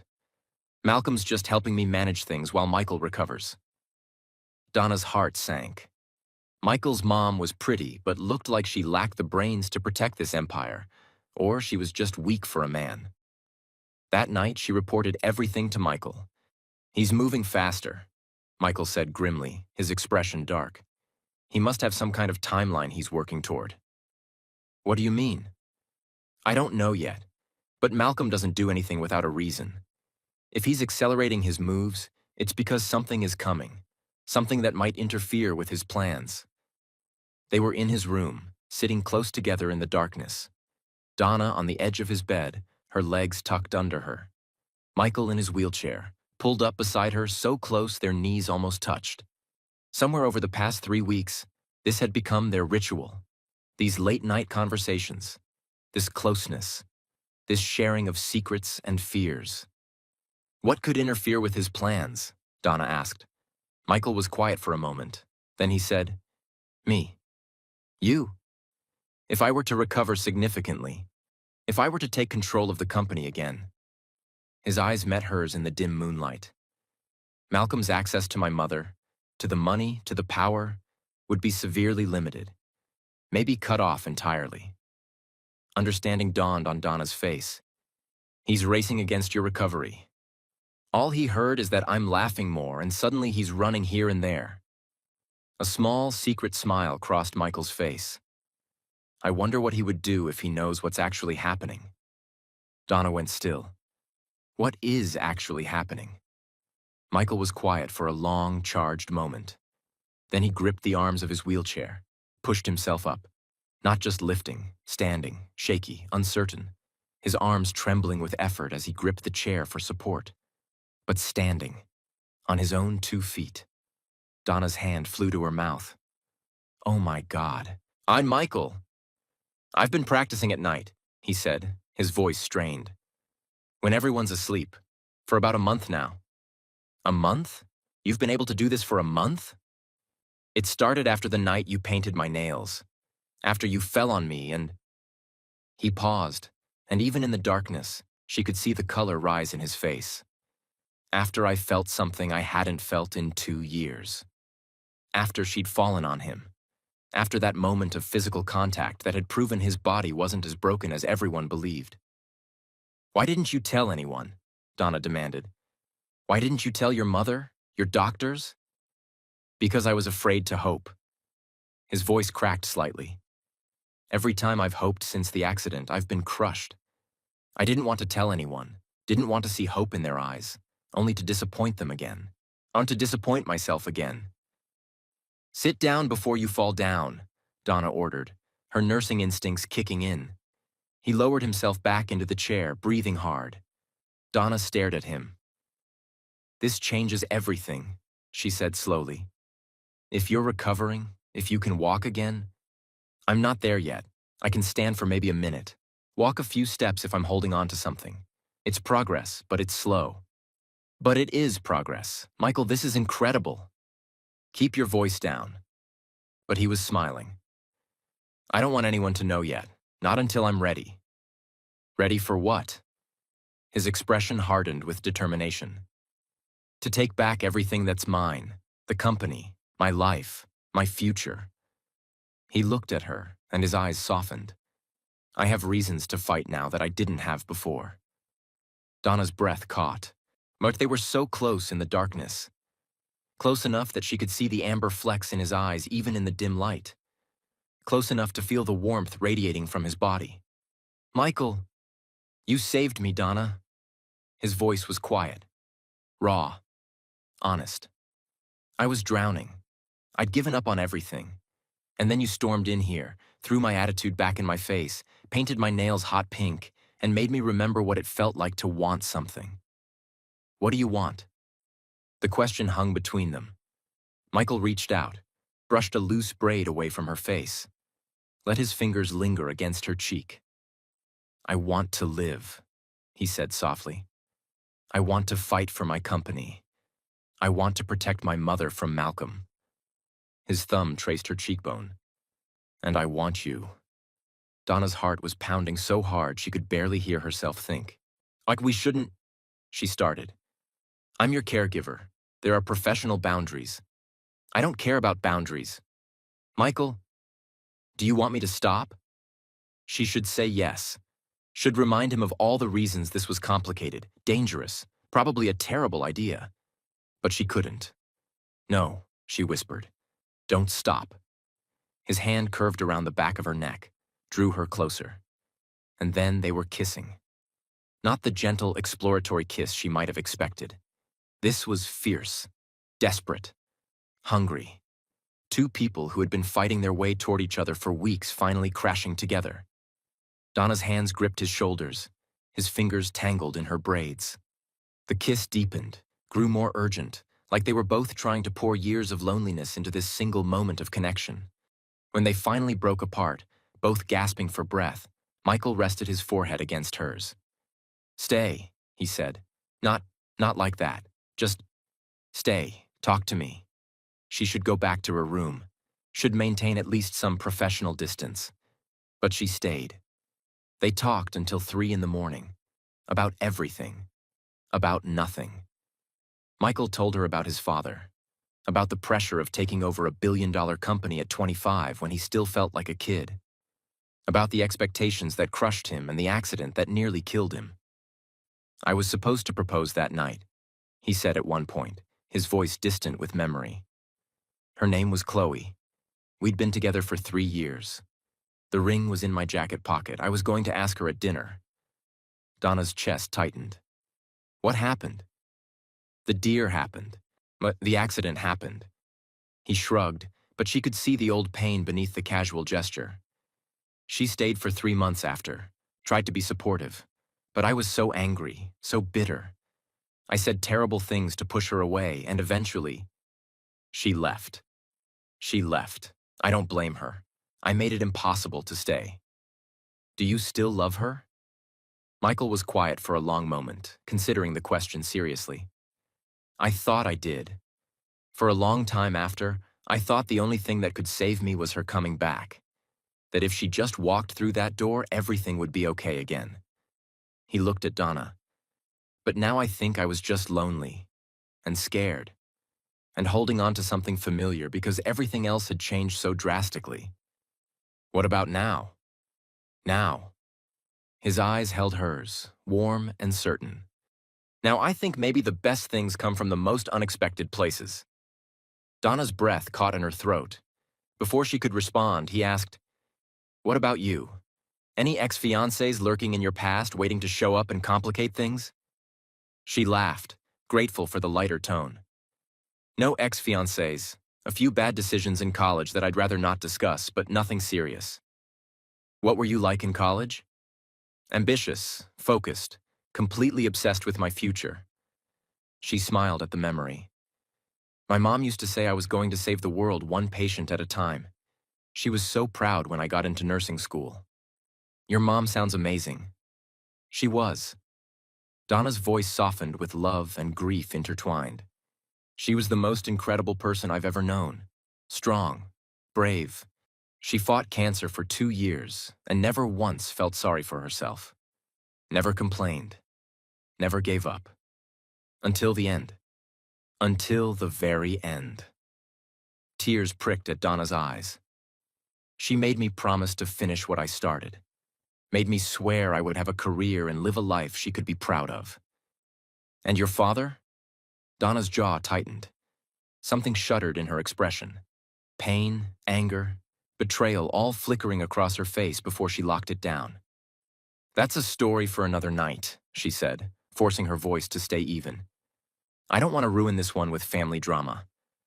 Michael studied her for a moment. He could tell she was holding something back, but he didn't push. Whenever you're ready to tell me, he said simply, I'll listen. Donna looked at him with surprise and gratitude. Most people pushed. Most people demanded answers. Most people couldn't handle being told to wait. Michael just offered patience. Thank you, she said quietly. That means more than you know. They sat in comfortable silence for a while after that, watching the moonlight shift across the floor, neither of them wanting the night to end. Neither of them wanting their newfound peace with each other to end. But someone had other ideas. A few days later, Kendrick showed up again. He arrived during one of their fencing sessions, strolling into the practice room like he owned the entire estate. Cousin? Kendrick drawled, leaning against the doorframe with an obnoxious smirk. Playing with swords? How quaint. Isn't that a bit dangerous for a man in your condition? Isn't existing dangerous for a man with your intelligence? Michael replied without missing a beat, not even looking up from correcting Donna's grip. Donna bit the inside of her cheek to keep from laughing. Kendrick's smirk faltered. Funny. You've gotten funny. Must be the new help improving your mood? His eyes slid to Donna with obvious interest, traveling slowly down her body in a way that made her skin crawl. Miss Ponce. He pushed off the doorframe and walked closer, invading her personal space. Looking lovely, as always. I was thinking, maybe you'd like to get dinner sometime? There's an excellent restaurant downtown. Very exclusive, very private. No thank you. You didn't even consider it. I didn't need to. Donna kept her voice flat and final. Kendrick's expression shifted to something uglier. Playing hard to get? That's cute. But you should know, I always get what I want eventually. And you should know, I don't date men who make my skin crawl. Kendrick's face flushed red. You think you're too good for me? You're just the help, sweetheart. The hired nurse. Don't forget your place. Before Donna could respond with the profanity on the tip of her tongue, Michael wheeled between them. Call her sweetheart again, he said quietly, his voice cold enough to freeze fire. And I'll give you a personal demonstration of what I can still do with one of these swords. Kendrick laughed nervously. You're threatening me? That's rich coming from... That's not a threat, Kendrick. It's a promise. Michael's eyes were deadly serious. Now get out of my house before I call security and have you removed like the pest you are. Kendrick's face twisted with impotent rage. My father... Your father is a guest here. So are you. Guests can have their invitations revoked. Michael's smile was dangerous. Test me. For a long moment, Kendrick stood there, vibrating with fury. Then he turned and stormed out, throwing a poisonous look at Donna over his shoulder. This isn't over, he spat. It really is, Michael called after him. The moment Kendrick's footsteps faded, Donna let out a breath she didn't know she'd been holding. He's going to be a problem, she said. He's always been a problem, but he's also stupid. Michael's jaw was still tight with residual anger. Whatever he's planning, he'll mess it up. He always does. But Donna remembered the look in Kendrick's eyes, the humiliation, the fury. She wasn't so sure he'd mess this one up. February 14th arrived like a storm cloud over both their hearts. The anniversary. 2 years since Donna lost her mother. 2 years since Michael lost his legs. 2 years of grief and bitterness and loneliness pressing down on them like stones. Donna woke that morning with tears already drying on her cheeks, the remnants of dreams she couldn't quite remember but that left her feeling hollow and aching. She tried to get through the day normally, unchecked Michael's vitals, made sure he ate breakfast, went through the motions of her routine like a robot. But Michael noticed. Of course he noticed. You're quiet today, he said during their afternoon fencing practice, after she'd made the same mistake 3 times in a row. I'm fine. You're not fine. You've been staring into space all morning. You haven't made a single sarcastic comment since you woke up, and you just tried to parry with the wrong end of the sword. Donna looked down. He was right. She was holding the foil backwards. It's nothing, she said, flipping the sword around. Let's just practice. Donna. Something about the way he said her name, soft, concerned, intimate, broke through her walls. It's the anniversary, she admitted quietly. 2 years today. Michael's expression shifted with understanding. I know. How do you know? Because it's my anniversary too. He set down his practice foil. I've been dreading this day for weeks. Thought I'd spend it alone in my room, probably throwing things at walls. What changed? You. He looked at her with those amber-flecked eyes. I was going to ask if you wanted to go somewhere today. Together. Go somewhere? I haven't left this house in 2 years. Not once. Haven't wanted to face the world as... this. He gestured at his wheelchair, at himself. But I thought maybe, if you were with me... He trailed off, suddenly uncertain. Where did you want to go? Donna asked softly. Wherever you need to go. His voice was gentle. I thought maybe you might want to visit your mother's grave, and maybe, after, I could visit the place where everything changed for me. Donna stared at him. This man, who hadn't left his house in 2 years, who had locked himself away from the world, who had given up on everything. He was offering to leave his fortress of solitude to be with her on the worst day of her year. You'd do that? Her voice cracked. I'd do a lot of things for you, Donna Ponce. His smile was small but real. I think you're starting to figure that out. An hour later, they were in the back of Michael's private car, a vehicle modified for wheelchair access that hadn't been used since before the accident. The driver took them to a cemetery about 20 minutes from the estate. Small and quiet, surrounded by old oak trees and rolling green hills.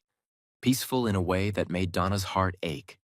She wheeled Michael along the winding paths until they reached her mother's grave. The headstone was simple. White marble with elegant lettering. Clarice Ponce, beloved mother and wife. 1970 to 2023. In loving memory. Someone had placed fresh flowers recently. Probably her father. The thought made Donna's jaw tighten, grief tangling with anger. Tell me about her, Michael said softly. So Donna did. She talked about her mother's laugh, loud and unashamed, filling every room she entered. About her cooking, the best jollof rice in the entire state, a recipe that had been passed down for 3 generations. About the way she hummed gospel songs while doing dishes. About the terrible puns she made that were only funny because she laughed so hard at her own jokes. She talked about sitting by her mother's hospital bed in their living room because they couldn't afford hospice care, about reading to her even when she wasn't sure her mother could hear, about holding her hand at the very end. She said, "I'm so proud of you, baby girl. You're going to be amazing. Promise me you'll be amazing." Tears streamed down Donna's face. I promised. I promised her, Michael. And then 2 weeks later, my father started dating my best friend, Linda. And 6 months after that, my whole life fell apart. And I keep thinking, her voice broke completely. I keep thinking how disappointed she would be, that I'm struggling, that I'm so full of anger, I can't even... She stopped herself, couldn't say the rest. Can't even what? Michael asked gently. Nothing, it's nothing. Donna. She shook her head, more tears falling. Stop. Michael's voice was firm but gentle. Your mother would not be disappointed. He reached up and took her hand. She would be proud of you for surviving, for fighting, for showing up every single day even when it hurts so much you can barely breathe. You don't know that. I do know that. His grip tightened on her hand. Because I see you, Donna. I see how hard you work, how much you care, how you pretend to be hard and tough when you're actually one of the softest people I've ever met. I'm not soft. You painted my nails while I slept because I hurt your feelings. That's the softest form of revenge I've ever heard of. Despite herself, despite the tears, despite everything, Donna laughed. Michael tugged gently on her hand. Come here. She stepped closer, and he tugged again, guiding her down until she was kneeling in front of his wheelchair.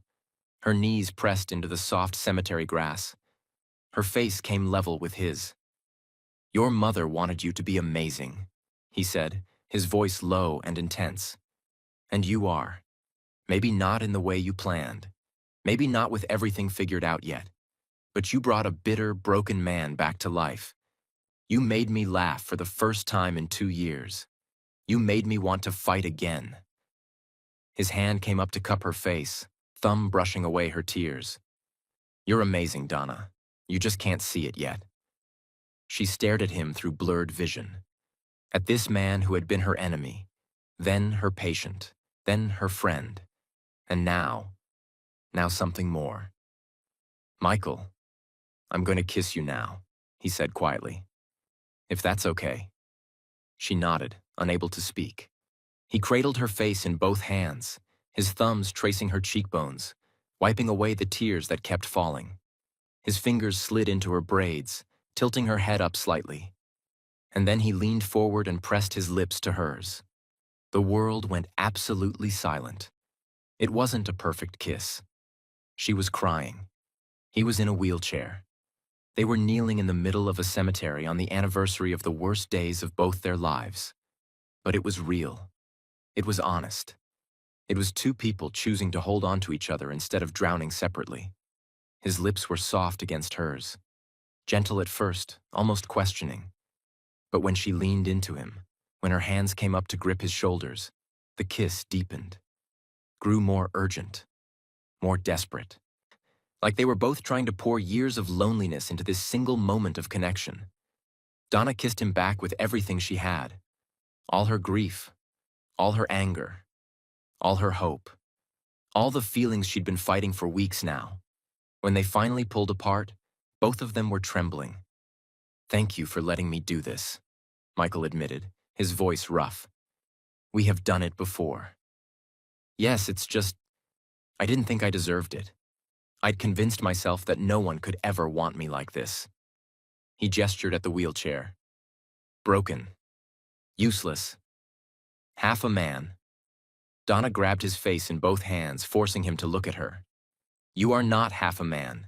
You are not broken. You are not useless.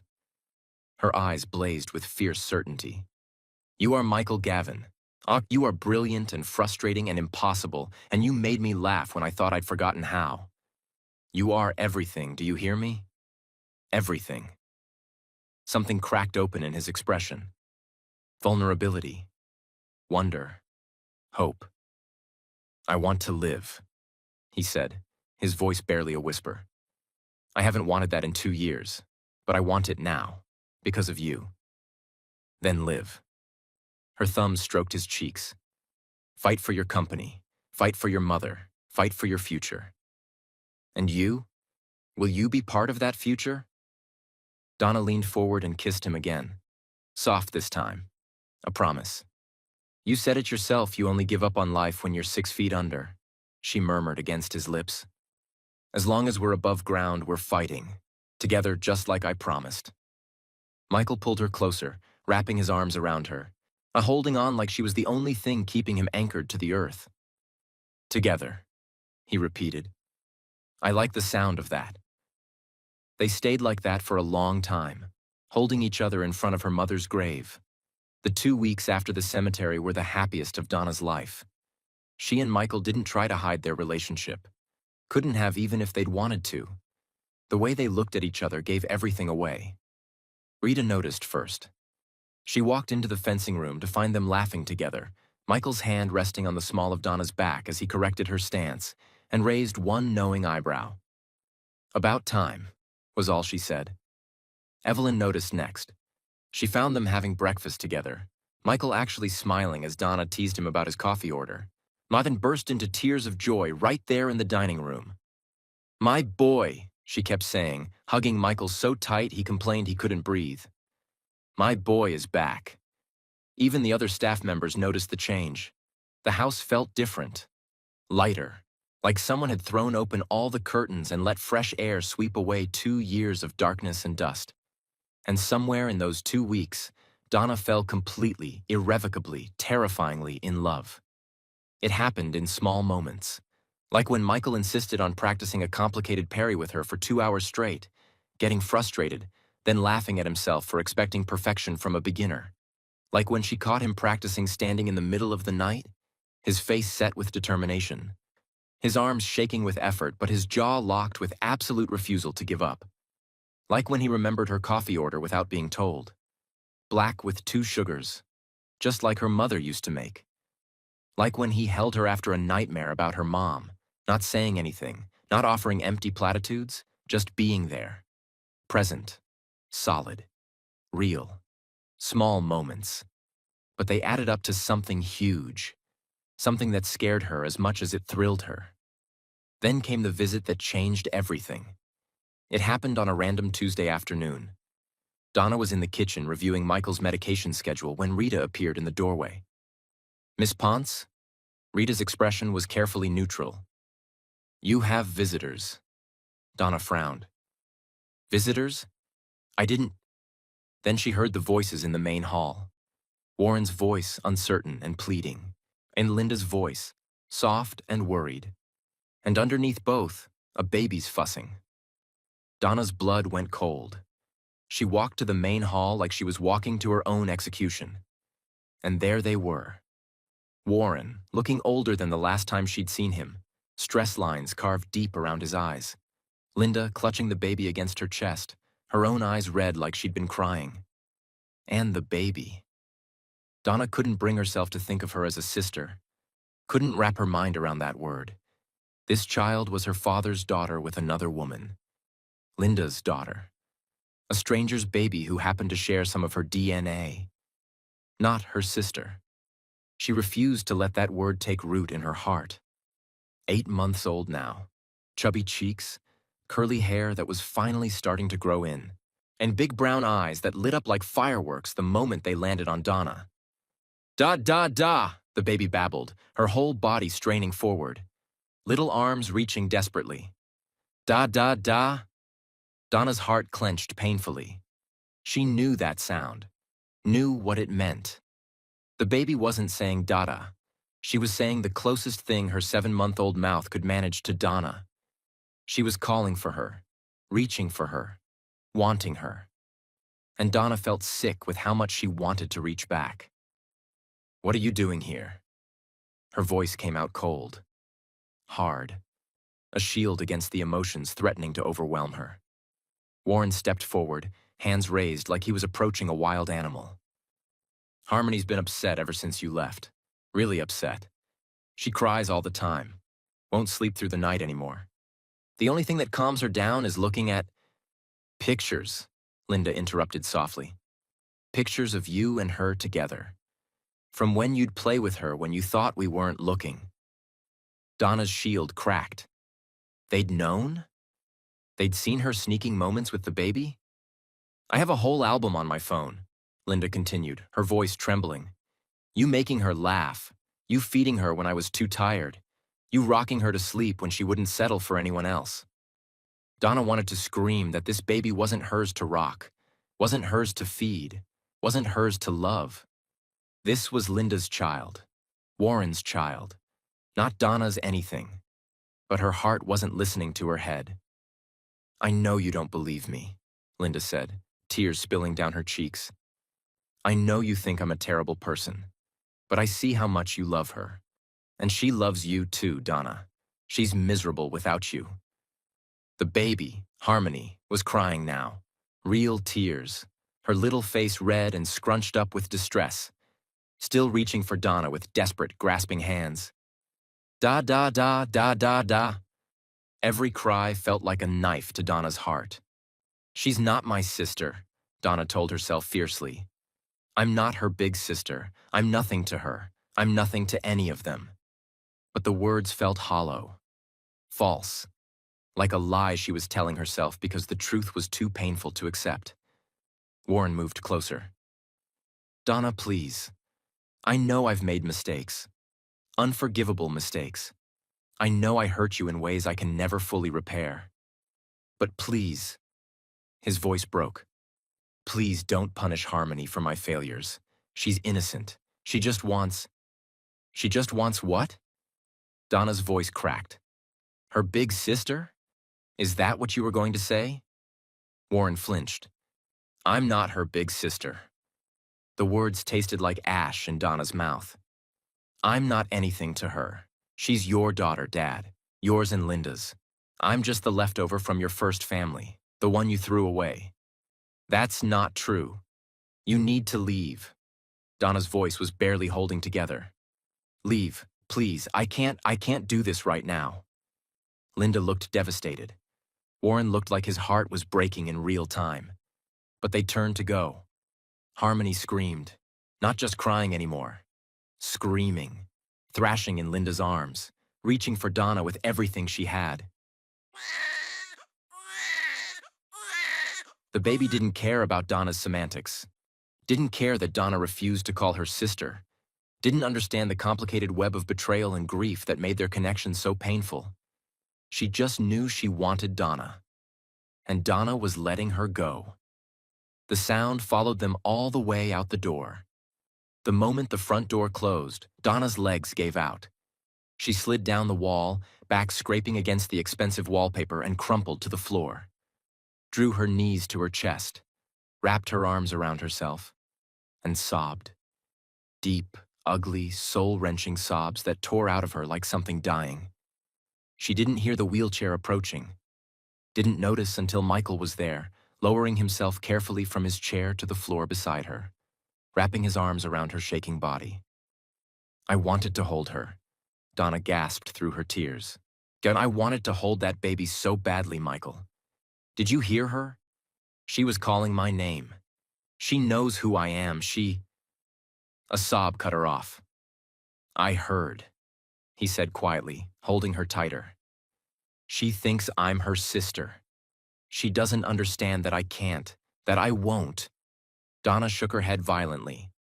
But I'm not her sister. I'm not. Linda is not my family. That baby is not my family. My family is dead. My family is buried in a cemetery 20 minutes from here. Donna, but then why does it hurt so much? She looked up at him with anguished eyes. Why does it feel like I'm abandoning her? Why do I want to hold her so badly when I can't even make myself say the word sister? Michael was quiet for a moment, stroking her hair. Maybe, he said gently. The word doesn't matter as much as the feeling. What does that mean? It means you can love that little girl without calling her your sister. You can care about her without accepting what your father did. You can let her into your heart without letting Linda and Warren off the hook. Donna shook her head. It's not that simple. Isn't it?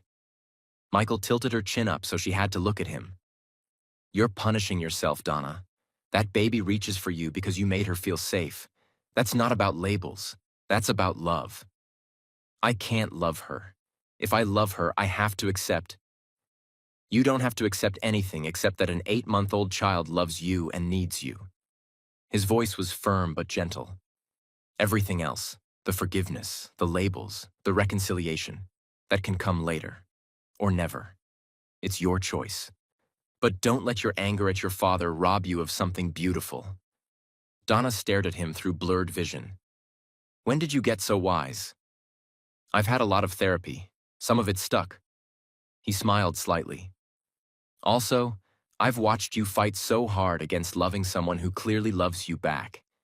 It's exhausting just to witness. A watery laugh escaped her. I hate you. No, you don't. No, she admitted. I don't. She buried her face in his shoulder again. I'm not ready to call her my sister, she said quietly. I might never be ready. That's okay. But maybe I can stop pretending I don't care about her. That sounds like progress to me. They sat on the floor of that grand hallway for a long time, two broken people holding each other up. All right, y'all. If this story is hitting you in your feelings right now, I need you to do something for me. Drop a comment telling me who you relate to more. Donna with her family pain, or Michael with his physical challenges. I want to hear your stories, and if you're not subscribed yet, what are you doing? Hit that button, because we're about to get to the part where everything explodes. Remember, Donna is still faking to be a certified nurse and is risking this job and Michael's trust if her secret is exposed? And well, some secrets can't stay hidden, especially if there's someone snooping around. Someone like Kendrick? Will Michael's love for her survive the big reveal? The week after Warren and Linda's visit passed in a blur of fencing lessons, late-night conversations, and stolen kisses. Michael was getting stronger every day. He could stand for almost 2 minutes now, could walk a few steps holding onto furniture. His doctors were amazed at the progress, but Michael kept it secret from everyone except Donna. Not yet, he said when she asked why. I want to be ready. I want to walk into that boardroom on my own 2 feet when I take back my company. That's dramatic. I'm a billionaire. Drama is expected. She laughed and kissed him, which was becoming her favorite way to end every conversation. Things with Malcolm had been quiet. Too quiet. He still visited Evelyn, still brought flowers and charm. But there had been no major moves, no obvious power plays. And it felt like the calm before a hurricane. And then came the dinner party. Malcolm had arranged what he called a family gathering at the estate. Evelyn, Michael, Malcolm, Kendrick, and a few of Evelyn's society friends from the charitable foundation board. And Donna, who Michael had insisted on including. You're not the help, he'd said when she protested. Not anymore. You're with me. Michael, these people are millionaires and socialites. I don't belong. You belong wherever I am. He'd taken her hand. Please, I want you there. So here she was, sitting at a table with people who had more money in their bank accounts than she'd see in a lifetime, wearing a dress Michael had given her money to buy at a boutique, trying not to feel like a fraud. Because that's exactly what she was. A fraud, with fake credentials, on sitting among billionaires. The first few courses passed without incident. Polite conversation, comments about the weather, the stock market, someone's new yacht. Donna stayed quiet, eating her food, trying to be invisible. Then dessert arrived. And Kendrick stood up with his wine glass, that smug smile spreading across his face like an oil slick. I'd like to make a toast, he announced, his voice carrying across the table. To family, to truth, and to the people who think they can deceive us. Every nerve in Donna's body went on high alert. No, no, no, no. Kendrick, Malcolm said warningly, something flickering in his expression. This isn't the time. But Kendrick was already turning to face Donna, his eyes glittering with malicious pleasure. I've discovered something absolutely fascinating about our dear Miss Ponce. He paused for dramatic effect, clearly savoring the moment. She's not actually a nurse. Gasps rippled around the table like a wave. Donna's heart stopped beating. She's a dropout, Kendrick continued gleefully. A fraud. She lied on her application and has been caring for my cousin under false pretenses for over a month. Every eye in the room turned to Donna. She couldn't breathe, couldn't think. The room was spinning. Donna. Evelyn's voice was sharp as a blade, her face pale with shock. Is this true? Donna opened her mouth, but no words came out. Her throat had closed completely. She can't even deny it. Kendrick laughed. Look at her face. Guilty as sin. Donna's voice cracked. I can explain. Explain what? That you're a liar? Kendrick was enjoying this far too much. You wormed your way into this family with fake credentials. Who knows what else you've lied about? Who knows what your real agenda is? That's not, I would never. Mrs. Gavin. Kendrick turned to Evelyn with mock sympathy. I'm so sorry you had to find out this way. I know how much you trusted her. But I couldn't let this woman continue to deceive you. She's been caring for your son without any real qualifications. She could have killed him. Evelyn's face went from pale to red to furious. You lied to me? Her voice rose. I trusted you. I brought you into my home, gave you access to my son, and you were a fraud this whole time? Tears spilled down Donna's cheeks. Mrs. Gavin, please, I had almost all my training. I just needed one more semester to finish. One more semester? You're not even a nurse. Evelyn stood up so fast her chair scraped loudly against the floor. Do you have any idea what could have happened? Any idea the liability you've exposed this family to? The danger you put my son in? I would never hurt Michael. Never. Save it. Evelyn's eyes were blazing. I don't want to hear your excuses. I don't want to hear anything from you. Malcolm leaned back in his chair, his expression carefully neutral, but Donna caught the satisfaction lurking beneath. I think we've heard enough, he said smoothly. Evelyn, darling, let's call security. This woman needs to leave immediately. Donna looked around the table desperately, at the horrified faces of Evelyn's society friends, at Kendrick's triumphant smirk, at Malcolm's satisfied expression barely hidden beneath his mask of concern, and at Michael. He hadn't said a word. He was just sitting there, his expression unreadable, watching her world crumble around her. Something died in Donna's chest. Of course. What did she expect? She'd lied to him too.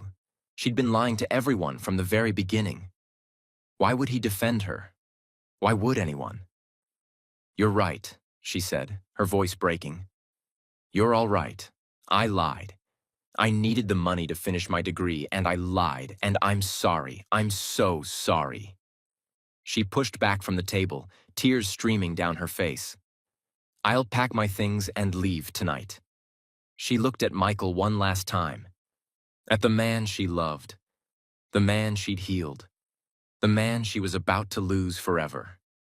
I'm sorry I wasn't what you needed me to be, she whispered. And then she turned and walked toward the door. Every step felt like walking through quicksand. Her vision was blurred with tears.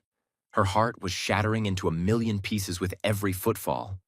This was it. It was over. Everything she'd built, everything she'd hoped for, everything she'd allowed herself to dream. A hand grabbed her wrist, hard. Donna spun around, nearly stumbling with the force of it. Michael had wheeled himself after her with shocking speed. His grip on her wrist was like iron. His eyes blazed with something fierce, something powerful, something that made her breath catch.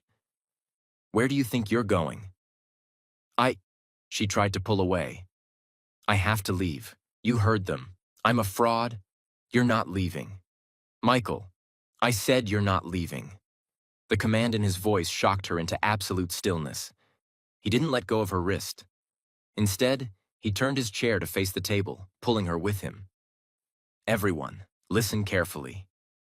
His voice was ice cold, carrying across the room with the authority of a man who'd run a billion-dollar company. Because I'm only going to say this once. The room went dead silent. Donna did lie about her credentials. That's true. He looked at his mother, at Malcolm, at Kendrick, at every single person sitting at that table. And do you know why she didn't have it? No one answered. Because her father cut off her tuition to fund his new wife's lifestyle. The same father who married her best friend 7 months after her mother died. The same father who abandoned her when she needed him most. Donna's breath caught. How did he? But she knew how. The late-night conversations. And the things she'd hinted at about her family. The pain she hadn't been able to hide completely. He'd been listening, piecing it together, understanding without being told. So, yes, she lied to get this job. Because she was desperate. Because she was trying to survive. Because nobody else was going to save her, so she had to save herself. Michael's voice rose. And in the month she's been here, she has done more for my recovery than every certified, licensed, properly credentialed nurse before her combined. He turned to face Evelyn directly.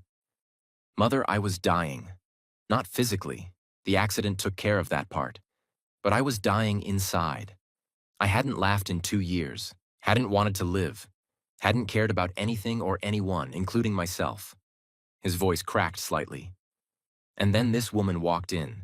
I dodged a book I threw at her head, called me out on my terrible behavior, and painted my nails hot pink while I slept because I was being cruel to her. A shocked laugh escaped one of the society ladies. She made me want to live again, Michael continued. She made me eat. She made me practice. She made me fight. She made me stand up, actually stand up, for the first time in 2 years. Evelyn's anger wavered. You stood? I've been hiding my recovery because I was afraid to hope. But Donna made me hope anyway. He looked at Donna, really looked at her, and his eyes were soft with everything he felt. She's the best thing that's ever happened to me, and I love her. The room erupted in whispers. Donna couldn't breathe, couldn't think. He loved her. He'd said it out loud in front of everyone. I'm in front of his mother and his enemies and a room full of strangers. He loved her. So, here's what's going to happen, Michael continued, his voice turning hard as steel. Donna is staying. She's going to complete her nursing degree. I'll pay for it myself. And anyone who has a problem with that can leave my house right now. He looked at Kendrick, and his gaze could have frozen fire. That includes you, cousin. If I ever hear you disrespecting Donna again, I will make sure you regret it for the rest of your pathetic life. Kendrick's face went purple with rage and humiliation. You can't just... I can, because I'm also announcing something else tonight. Michael straightened in his wheelchair, his presence suddenly commanding the entire room. I'm taking back my position as CEO of Gavin Industries. Effective immediately. Malcolm's carefully neutral expression finally cracked. You can't do that. The board has to approve any leadership changes. The board works for me. This is my father's company, my company. Michael's voice was pure steel. And I'm done letting other people run it while I hide in this house feeling sorry for myself. He looked around the table, his gaze landing on Malcolm last. I'm throwing a celebration party next week. Everyone here is invited. His eyes hardened. Everyone. The threat was crystal clear. Whatever game Malcolm was playing, it ended now. Donna stood there trembling, tears still wet on her cheeks, completely overwhelmed by everything that had just happened. Michael tugged gently on her hand. Come here.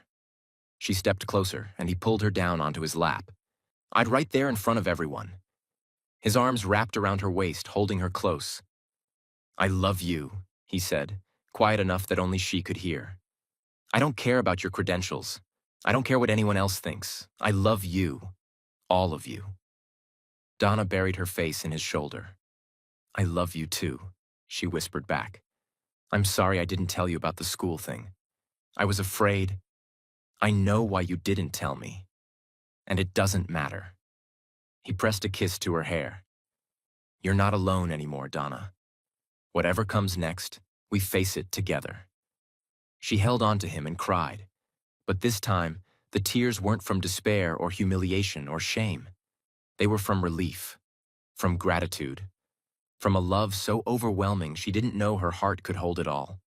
When she finally lifted her head, She saw Evelyn watching them from across the table. The anger had drained from her face, replaced by something softer, something that looked almost like acceptance. "Well," Evelyn said finally, her voice only slightly shaky, "I suppose we have a party to plan." "Y'all," Michael just defended Donna in front of everyone, announced he's taking back his company, and declared his love for her in the most dramatic way possible. If you're not screaming at your screen right now, I don't know what's wrong with you. Drop a comment telling me what you think is going to happen next. Will Malcolm go quietly? Will Kendrick try something stupid? Will Donna finally get to hold that baby? Everything is about to come to a head. The night of the celebration party arrived with all the grandeur the Gavin estate could muster. The rooftop terrace had been transformed into something out of a fairy tale. Thousands of tiny white lights strung overhead like captured stars. Elegant tables draped in cream linens. An orchestra playing soft jazz in one corner. Champagne towers gleaming gold in the moonlight. And beyond it all, the Atlantic Ocean stretched to the horizon, dark and endless and beautiful. Donna stood at the edge of the terrace, gripping a glass of champagne she hadn't touched, trying to remember how to breathe. "You look like you're about to face a firing squad," Michael said, wheeling up beside her. She turned to look at him and felt her heart stutter the way it always did now. He was devastating tonight. Custom-tailored black suit that made his caramel skin glow, crisp white shirt open at the collar, that 5 o'clock shadow perfectly groomed, those amber-flecked eyes that saw right through her. Even in the wheelchair, he commanded attention, commanded the room, commanded her. "I feel like I'm about to face a firing squad," Donna admitted. "All these people, Michael, they're millionaires and socialites and board members. They probably think you're the woman who brought me back to life."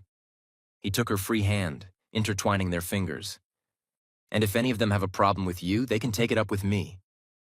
Your mother still looks at me like she's not sure if she should hug me or have me arrested. Give her time. She's coming around." "Is she?" As if on cue, Evelyn appeared at Donna's elbow. Donna tensed, preparing for another confrontation. But Evelyn simply looked at her for a long moment, something complicated moving behind her eyes. "No, that dress looks lovely on you," Evelyn said finally. "But it's missing something." She reached into her clutch and pulled out a velvet box. "This was my mother's. Jerome gave it to me on our wedding day." She opened the box to reveal a stunning sapphire pendant on a delicate gold chain. "I'd like you to wear it tonight." Donna's jaw dropped. "Mrs. Gavin, I can't." "You can. And you will." Evelyn's voice brooked no argument, but there was warmth underneath. "My son loves you. You brought him back when I thought I'd lost him forever. The least I can do is make sure you look the part." She stepped behind Donna and fastened the necklace with practiced hands. "There." Evelyn squeezed Donna's shoulders gently. "Now you look like you belong." Donna's eyes filled with tears. Thank you." "Don't thank me yet." Evelyn's expression turned serious. "Just promise me you'll take care of him. He pretends to be strong, but he's been through so much. He needs someone who sees past the armor." "I promise." Evelyn nodded once, satisfied, and glided away to greet her guests. Michael was grinning when Donna turned back to him. "Told you she was coming around." "Shut up." But she was smiling too. "Now, y'all, I need you to understand something. This party was supposed to be a celebration. Michael's triumphant return, his announcement to the board, the beginning of a new chapter. But Malcolm Gavin had other plans. And those plans? They were about to turn this fairy tale into a nightmare." The first hour of the party passed smoothly enough. Michael made his rounds, shaking hands with board members, accepting congratulations, radiating confidence despite the wheelchair. Donna stayed close, but not too close, learning to navigate this world of money and power that felt so foreign to her. She watched him charm a group of investors with ease, watched him deflect questions about his recovery with practiced grace, watched him be the brilliant, magnetic leader he was always meant to be. And she fell a little more in love with every passing minute. "You're staring?" Donna jumped. Rita had appeared beside her, holding a tray of champagne glasses. "I'm observing," Donna corrected. "There's a difference." Rita's knowing smile said she wasn't fooled for a second. "He looks good tonight. Happy. Alive. You did that." He did that himself? I just annoyed him into it. Rita laughed, a rare sound that transformed her usually stern face. Sometimes annoyance is exactly what a person needs, shakes them out of their self-pity. Speaking from experience? Let's just say I've been working for this family for 30 years. I've seen a lot of wallowing. Rita's expression sobered. I've also seen a lot of people try to tear this family apart. So watch yourself tonight. Not everyone here wants what's best for Michael. Donna followed Rita's gaze across the terrace. Malcolm stood near the champagne tower, deep in conversation with two men in expensive suits. He looked perfectly composed, perfectly pleasant, perfectly at ease. But there was something in the set of his shoulders, something coiled and waiting. You see it too, Donna said quietly. I see a man who's been planning something for a very long time. Rita's voice dropped. A man who doesn't like having his plans disrupted. Be careful, Miss Ponce. A cornered snake is the most dangerous kind. She moved away before Donna could respond, leaving her with a chill that had nothing to do with the ocean breeze. 30 minutes later, Donna excused herself to use the restroom. The interior of the mansion was quieter than the rooftop, the sounds of the party fading to a distant hum as she made her way down the elegant hallway. She was just passing Malcolm's favorite study when she heard voices. Urgent voices. Angry voices. She stopped, pressed herself against the wall, listened. Running out of time. That was Malcolm, his smooth composure cracking. Michael announced his return. The board is rallying behind him. By Monday, I'll have lost all access to the accounts. Then we accelerate. A voice Donna didn't recognize. Deep. Cold. The original timeline was too cautious anyway. Accelerate how? The papers aren't signed. Evelyn is pulling back. She's suspicious now. Then we skip the papers. A pause. There are other ways to ensure you inherit what you deserve. Donna's blood ran cold.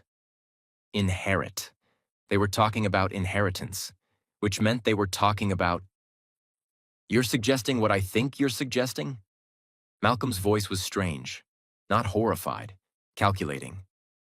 I'm suggesting that accidents happen, Mr. Gavin, especially to disabled men at crowded rooftop parties. One wrong move near the railing, a stumble, a fall, very tragic, very believable.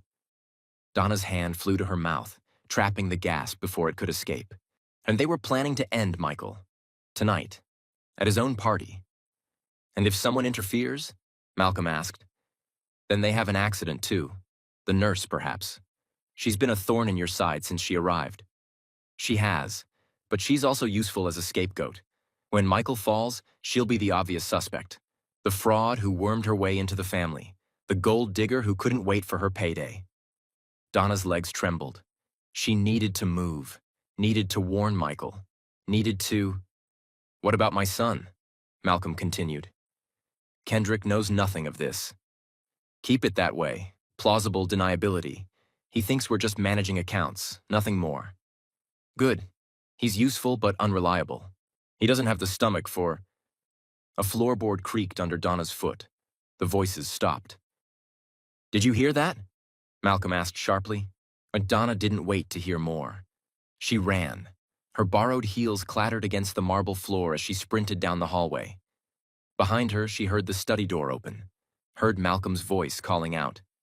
Who's there? Show yourself. She ducked around a corner, pressed herself into an alcove, and held her breath.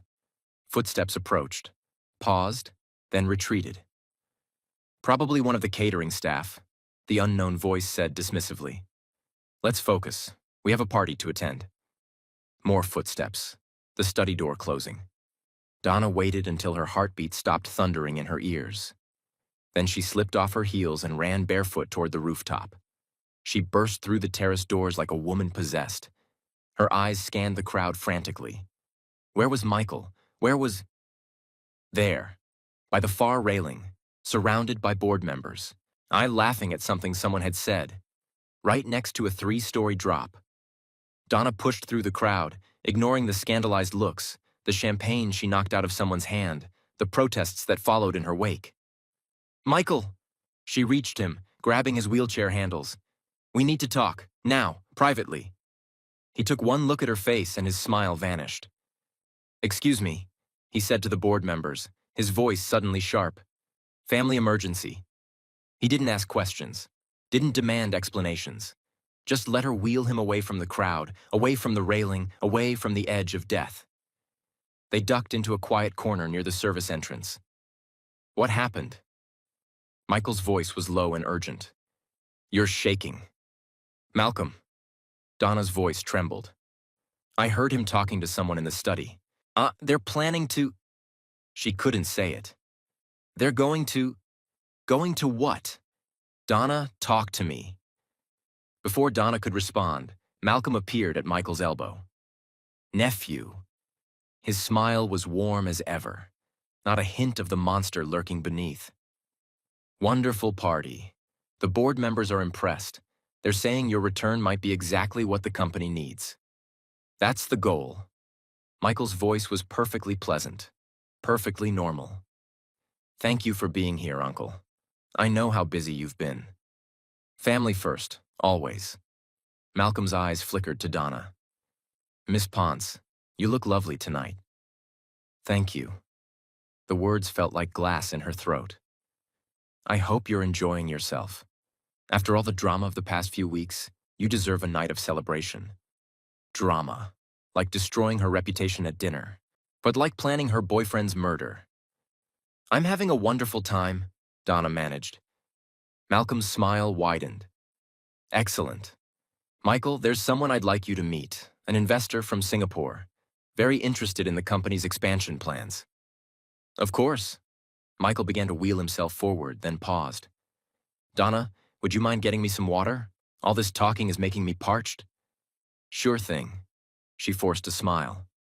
"I'll find you." She watched them go, Malcolm's hand resting on Michael's wheelchair like a friendly gesture, like a predator guiding its prey. The next hour was torture. Donna circled the party like a shark, never letting Michael out of her sight for more than a few seconds. She watched Malcolm introduce him to guest after guest, always keeping him moving, always seeming supportive. But she noticed patterns. Malcolm was slowly guiding Michael toward the far end of the terrace. The end with the most dramatic view. The end with the lowest railing. And she noticed the man. Tall, broad-shouldered, dark hair graying at the temples. Expensive suit that didn't quite fit the crowd. Too practical, too functional. He stayed at the edges of the party, never speaking to anyone. Just watching. Watching Michael. Every time Malcolm moved Michael toward the railing, the man shifted positions, getting closer, getting ready. Donna's heart hammered in her chest. She needed to do something, needed to— Well, if it isn't the little fraud.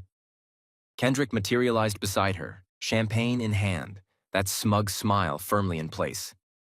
"Not now, Kendrick." "Oh, definitely now." He stepped closer, blocking her view of Michael. "You know, I've been thinking about what happened at dinner, how my cousin defended you, made me look like a fool in front of everyone. You didn't need my help for that." His smile curdled. "Funny, you're very funny. But here's the thing. I always get the last laugh. Move."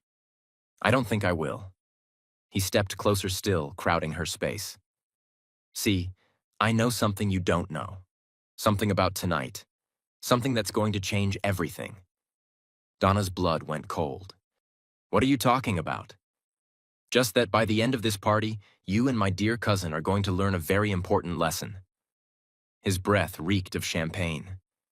"Nobody makes a fool of Kendrick Gavin." "What did you do?" "Me? Nothing. I'm just aware of possibilities." He laughed, clearly pleased with himself. "Now, if you'll excuse me, I'm going to get a better view of the fireworks." He sauntered away, heading toward the far end of the terrace, toward the railing, toward Michael. Donna's eyes snapped to where she'd last seen Michael. He wasn't there. She scanned the crowd frantically. Where was he? Where? There. Malcolm was wheeling him toward the railing. Slowly, casually. Just two family members enjoying the view. And the unknown man was closing in from the other side. Donna didn't think. She just moved. She pushed through the crowd, not caring about the champagne she spilled, the protests she ignored, the the scene she was making. "Michael!" Her scream cut through the noise of the party. Everything happened at once. Malcolm's hand tightened on the wheelchair handles, pushing forward instead of stopping. The unknown man lunged toward Michael from the side. And Kendrick, who was supposed to know nothing about the murder plot, reached out and grabbed Donna's arm, yanking her back. "No, you don't," Kendrick hissed. "You're not ruining this. Let go of me." Donna struggled, but his grip was like iron. She watched in horror as Malcolm shoved the wheelchair toward the railing. Watched Michael try to brake, his hands gripping the wheels. Watched the chair hit the low barrier. Watched Michael tip forward.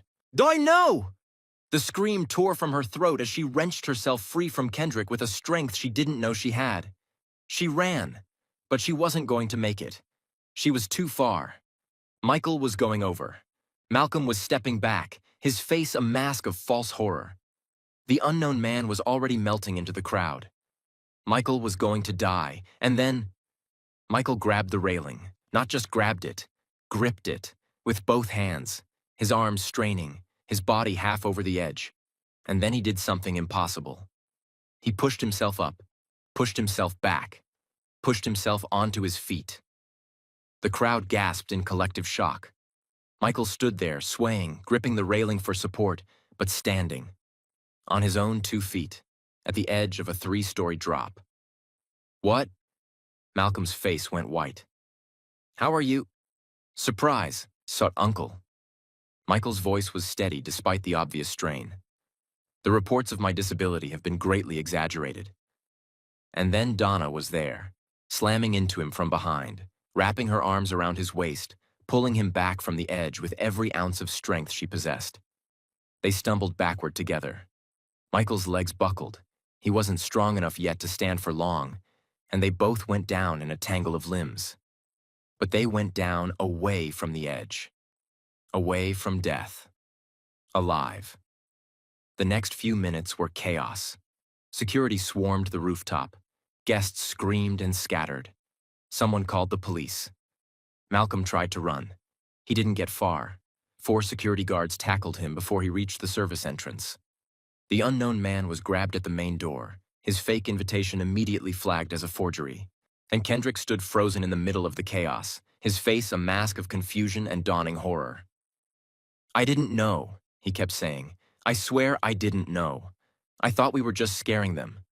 I didn't know he was actually going to—" "Shut up, Kendrick." Malcolm's voice was venom as security dragged him past. "You stupid, useless boy. You've ruined everything." "Me? You're the one who—" "Enough." Evelyn's voice cut through the chaos like a whip. She stood in the center of the terrace, shaking but commanding. Her eyes moved from Malcolm to Kendrick to the unknown man being held by security. "What is happening here? What did you do?" "Evelyn, darling, this is all a misunderstanding." "Don't you dare call me darling." Evelyn's voice cracked like ice. "I trusted you. I let you into my home, into my finances, into my—" She stopped, for her face flushing. "I almost let you into my heart. And all this time, you were planning to kill my son?" "It wasn't like that. I was protecting the family legacy. The legacy you threw away 25 years ago." Evelyn was crying now, but her voice only got stronger. "You sold your shares because you were a coward. You spent the next 2 decades resenting my husband for building what you abandoned. And when Jerome died, you saw your chance, didn't you?" Malcolm's mask finally cracked. "It should have been mine." His voice was raw, ugly. "I started that company. I had the vision. Jerome just had the luck. And when he died, I thought, finally I could take back what was stolen from me. Nothing was stolen from you. You gave it away. Because I was scared. Because I didn't have faith. And I've paid for that mistake every day for 25 years. Watching you all live in luxury while I scraped by on the crumbs Jerome threw me." "Crumbs?" Evelyn laughed bitterly. "You have a mansion, 3 cars, a trust fund for Kendrick that most people would kill for? That was crumbs? It was nothing compared to what I deserved. You deserved nothing." Michael's voice joined the conversation. He was still on the ground, Donna supporting him, but his voice carried across the terrace with absolute authority. You were my father's best friend, his brother in everything but blood, and you threw that away because you couldn't stand to see him succeed. Michael's eyes were cold. You didn't just try to kill me tonight, Malcolm. You've been trying to kill this family for years, slowly, carefully, taking what you could, or waiting for your moment. Michael? No, you don't get to say my name. You don't get to pretend we're family. Family doesn't hire hitmen to throw you off rooftops. The police arrived then, pouring onto the terrace in a flood of uniforms and authority. Malcolm was handcuffed. The unknown man, who turned out to be a professional criminal with a long record, was handcuffed. Even Kendrick was taken for questioning, despite his hysterical protests that he didn't know. He didn't know. He didn't know. And through it all, Donna held on to Michael like if she let go, he might disappear. It was hours before the chaos settled. The guests were sent home. Statements were taken. Evidence was gathered. The police promised a full investigation, charges of attempted murder, conspiracy, financial fraud, and a half-dozen other crimes that Donna couldn't even follow. By the time the last officer left, the sun was starting to rise over the ocean. Donna and Michael sat together on the terrace, wrapped in a blanket, watching the sky turn pink and gold. Neither of them had slept. Neither of them wanted to. You stood up, Donna said finally. You actually stood up and saved yourself. I had motivation. Michael's arm tightened around her. You were running toward me, screaming my name, looking absolutely terrified. I couldn't let you watch me die. That's very romantic in a deeply traumatic way. He laughed, tired and rough, but real. I love you, Donna Ponce.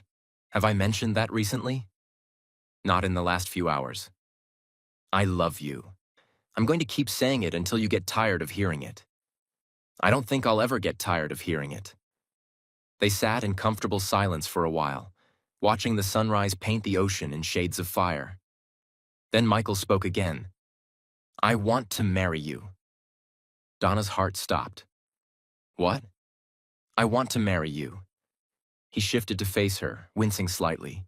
The night had taken a toll on his still recovering body. I know it's fast. I know we've only known each other for a few months. I know there's still so much we need to figure out. But almost dying tonight made one thing very clear. What's that? That I don't want to waste another minute. That I spent 2 years trapped in bitterness and despair, and you pulled me out. That every moment I'm not with you feels like a moment wasted. He took her hands in his. I don't have a ring.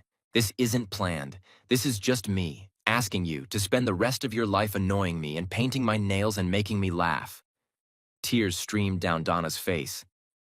Michael, you don't have to answer now. You can take all the time you need. I just wanted you to know what I want.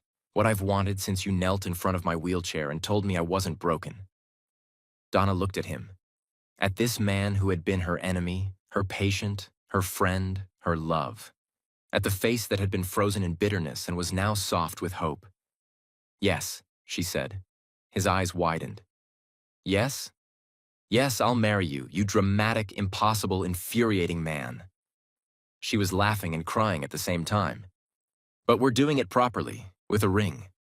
And a proposal that isn't on a rooftop where you almost died. Fair enough. He was grinning now, that devastating smile that transformed his whole face. But this is binding, no takebacks. No takebacks.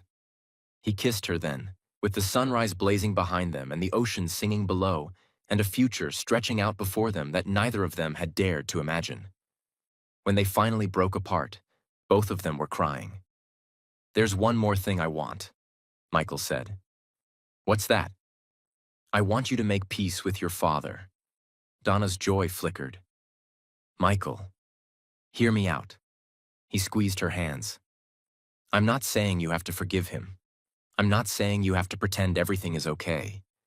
But I've seen you torture yourself over that baby, over calling her your sister.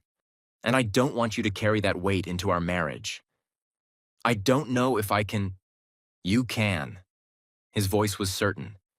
You're the strongest person I've ever met. You can do anything. He paused. And I want to ask your father's permission. Donna blinked. What? To marry you. I want to ask his permission. The old-fashioned way. Michael's expression was serious. Not because you belong to him. Not because you need his approval. But because it's a gesture. A bridge. A way to start healing the wound between you. He doesn't deserve... No, he probably doesn't. But you deserve peace. And sometimes peace requires reaching out first, even when it's unfair. Donna stared at him for a long moment. Then she sighed. Fine. But if he says anything about Linda being a better daughter, I'm walking out. Fair enough. All right, y'all. We're in the final stretch now. Michael proposed. Donna said yes. And now they're about to face the one challenge that might be harder than surviving a murder attempt. Family reconciliation. If you're ready for this emotional finale, drop a heart emoji in the comments. And if you've been on this journey since the beginning, comment, I was here from the beginning. Now let's finish this story the right way. 3 days later, Donna and Michael pulled up to Warren Ponce's house. It looked smaller than Donna remembered. More ordinary. The lawn needed mowing. The paint on the shutters was peeling. The whole place seemed to sag with neglect. Or maybe that was just how it looked through adult eyes. Through eyes that had seen Newport mansions and ocean views and a life she never imagined. You okay? Michael asked from the passenger seat. He was out of the wheelchair today, using a cane instead. His recovery had accelerated dramatically in the weeks since the rooftop, adrenaline and determination and love combining into something that his doctors called miraculous. No, Donna admitted, but I'm going to do it anyway. She got out of the car before she could change her mind. The walk to the front door felt like walking to her execution. Every step brought back memories. Good ones and bad ones and complicated ones that defied categorization. Her mother teaching her to ride a bike on this driveway. Her father carrying her on his shoulders after her first day of kindergarten. Linda's car parked in the spot that used to belong to her mother's old sedan. The front door opened before she could knock. Warren Ponce stood there, looking like he'd aged a decade in the months since she'd last seen him. His eyes were red-rimmed, his clothes were rumpled. He looked at Donna like she was a ghost. Donna. His voice cracked. You came. Michael wanted to talk to you. The words came out flatter than she intended. We both did. Warren's eyes moved to Michael, who had made his way up the path with his cane. His expression shifted.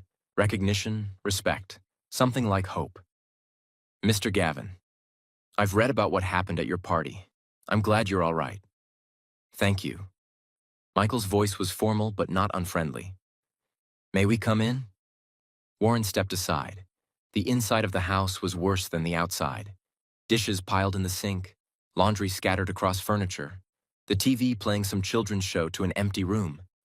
And in the corner, in a playpen, sat Harmony. The baby looked up when they entered. Her eyes, big and brown and heartbreakingly familiar, locked onto Donna immediately.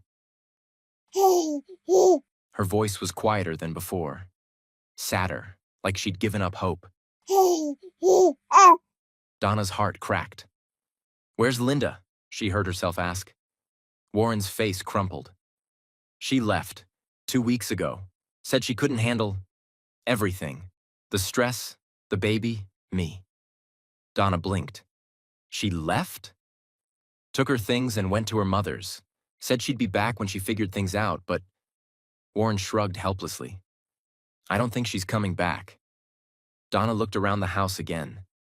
The chaos, the neglect, the obviously struggling single father, and the baby.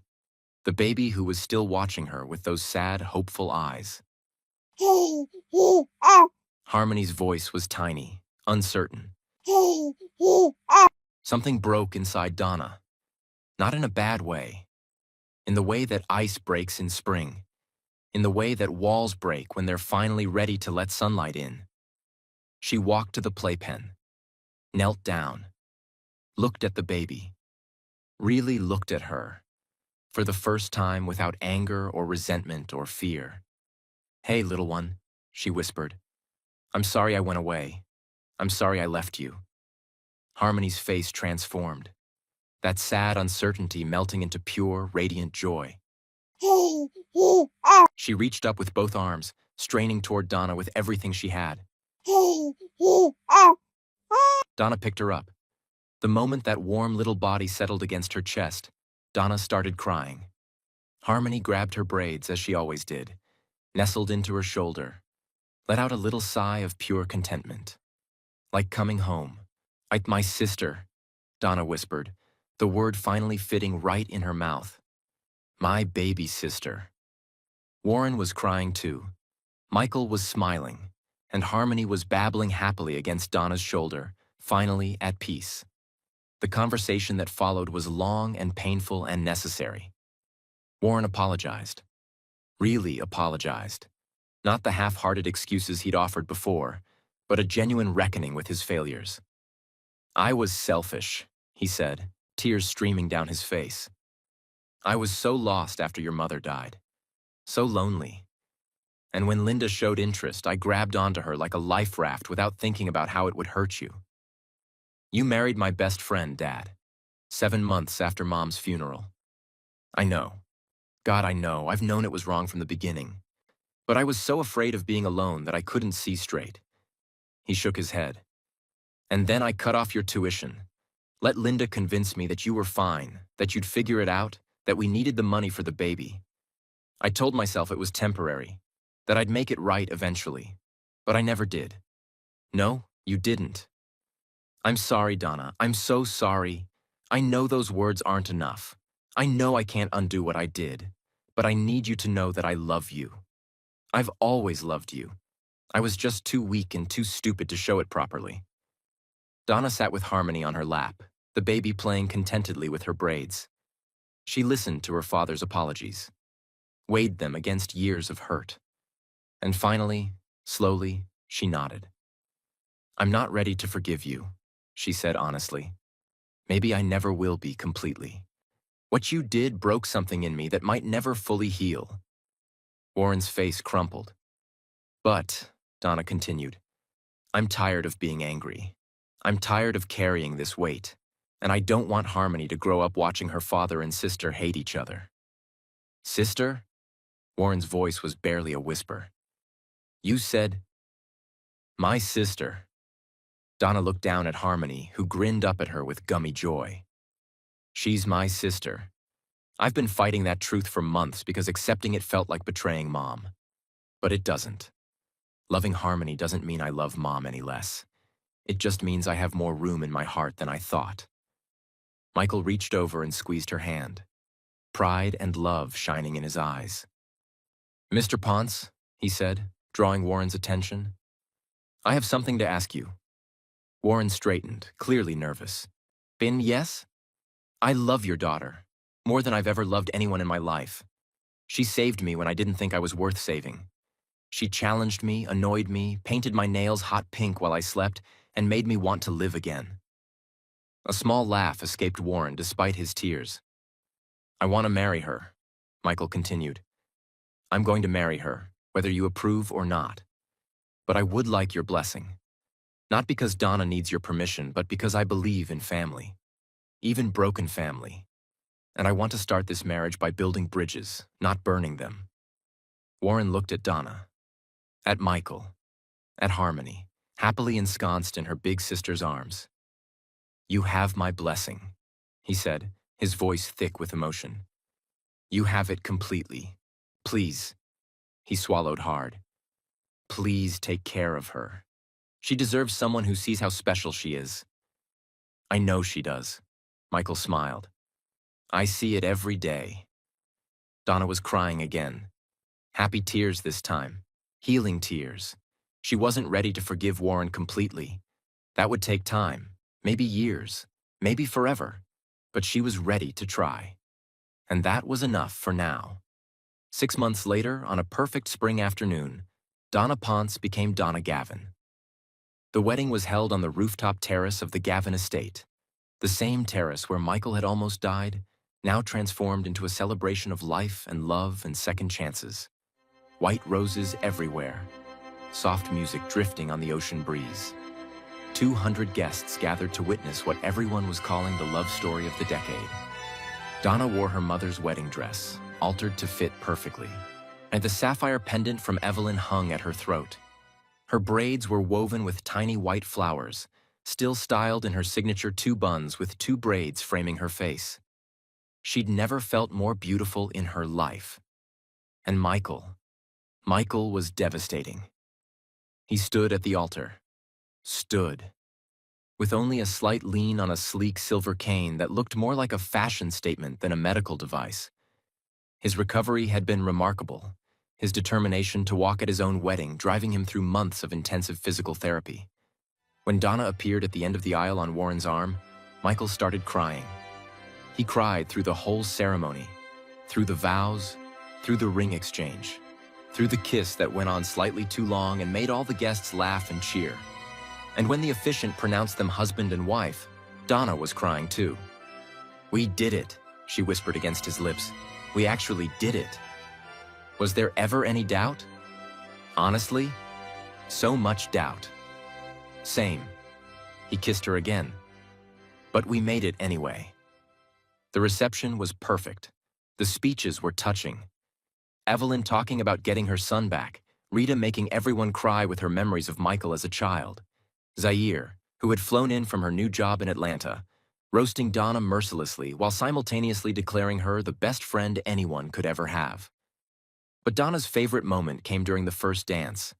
Michael took her in his arms, standing, swaying, moving to the music in a way he'd thought he'd never move again. "I have something for you," he said quietly. "We already exchanged gifts this morning. This is different." He reached into his jacket pocket and pulled out a small velvet bag. "Open it." Inside was a tiny bottle of nail polish, hot pink. "Flamingo Fantasy." Donna burst out laughing. "You didn't."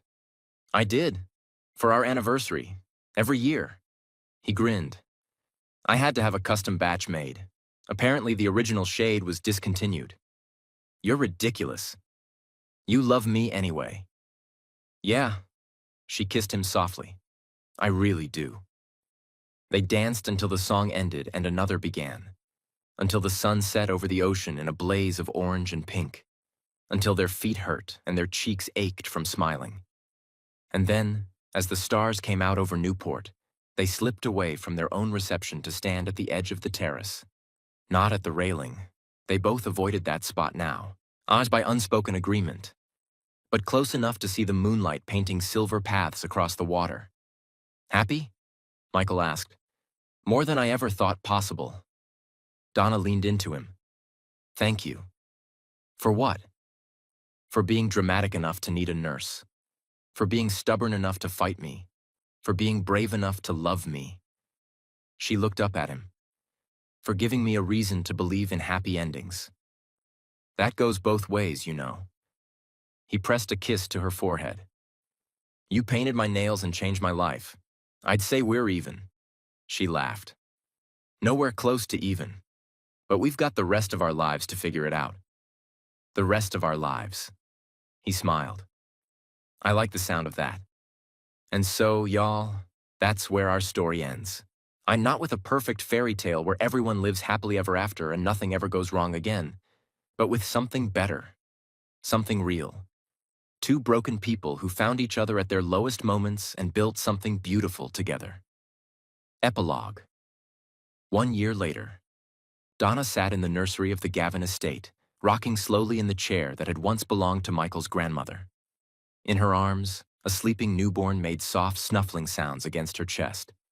James Gavin, 3 weeks old, 7 pounds, 4 ounces. Perfect in every way. "You're staring again." Michael appeared in the doorway, moving silently on the cane he now used only occasionally. His recovery had plateaued.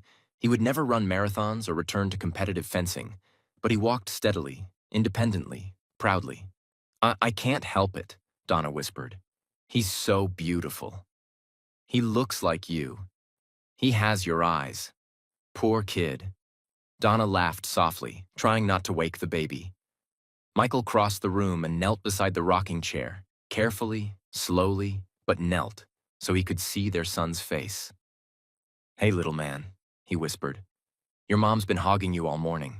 When do I get a turn? When you learn to lactate. Fair point.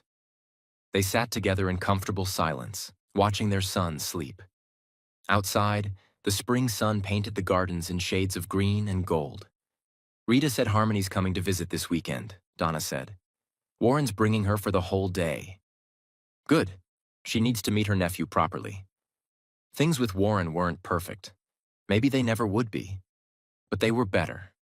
Regular visits, and careful conversations, a slow rebuilding that might take years to complete. Linda had come back briefly, then left again. The divorce was finalized 2 months ago. Warren was getting therapy now, learning to be a single father, learning to be the man he should have been all along. Donna didn't know if she'd ever fully forgive him, but she was trying. And that was enough. I have something for you, Michael said. Again? You give me something every week. Because I love spoiling you. He pulled a small velvet bag from his pocket. Donna laughed before she even opened it. Inside was a tiny bottle of nail polish. Blue this time. Electric sapphire. For our first anniversary as parents, Michael explained. I thought we could start a new tradition. Every major milestone. A new color. Our son is going to grow up thinking his father having painted nails is completely normal. Good. Gender norms are overrated anyway. Donna leaned over and kissed him, careful not to squish the baby between them. I love you, Michael Gavin. I love you too, Donna Gavin. He smiled. Now, can I please hold my son before he's old enough to drive? She laughed and carefully transferred the sleeping baby into Michael's arms. He held their son with the same wonder he'd had since the moment James was born.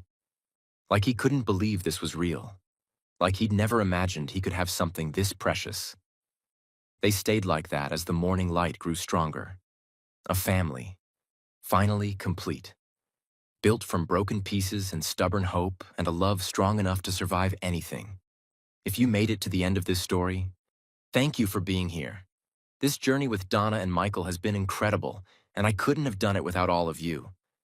Drop a comment telling me your favorite moment from the whole series. Was it the nail polish scene? The first kiss? Michael standing up to save himself? I want to hear from you. And here's what I need you to do. Like this video if it made you feel something. Subscribe if you haven't already. We have so many more stories like this coming. Share this with someone who needs a good love story in their life. And comment happily ever after if you believe in second chances.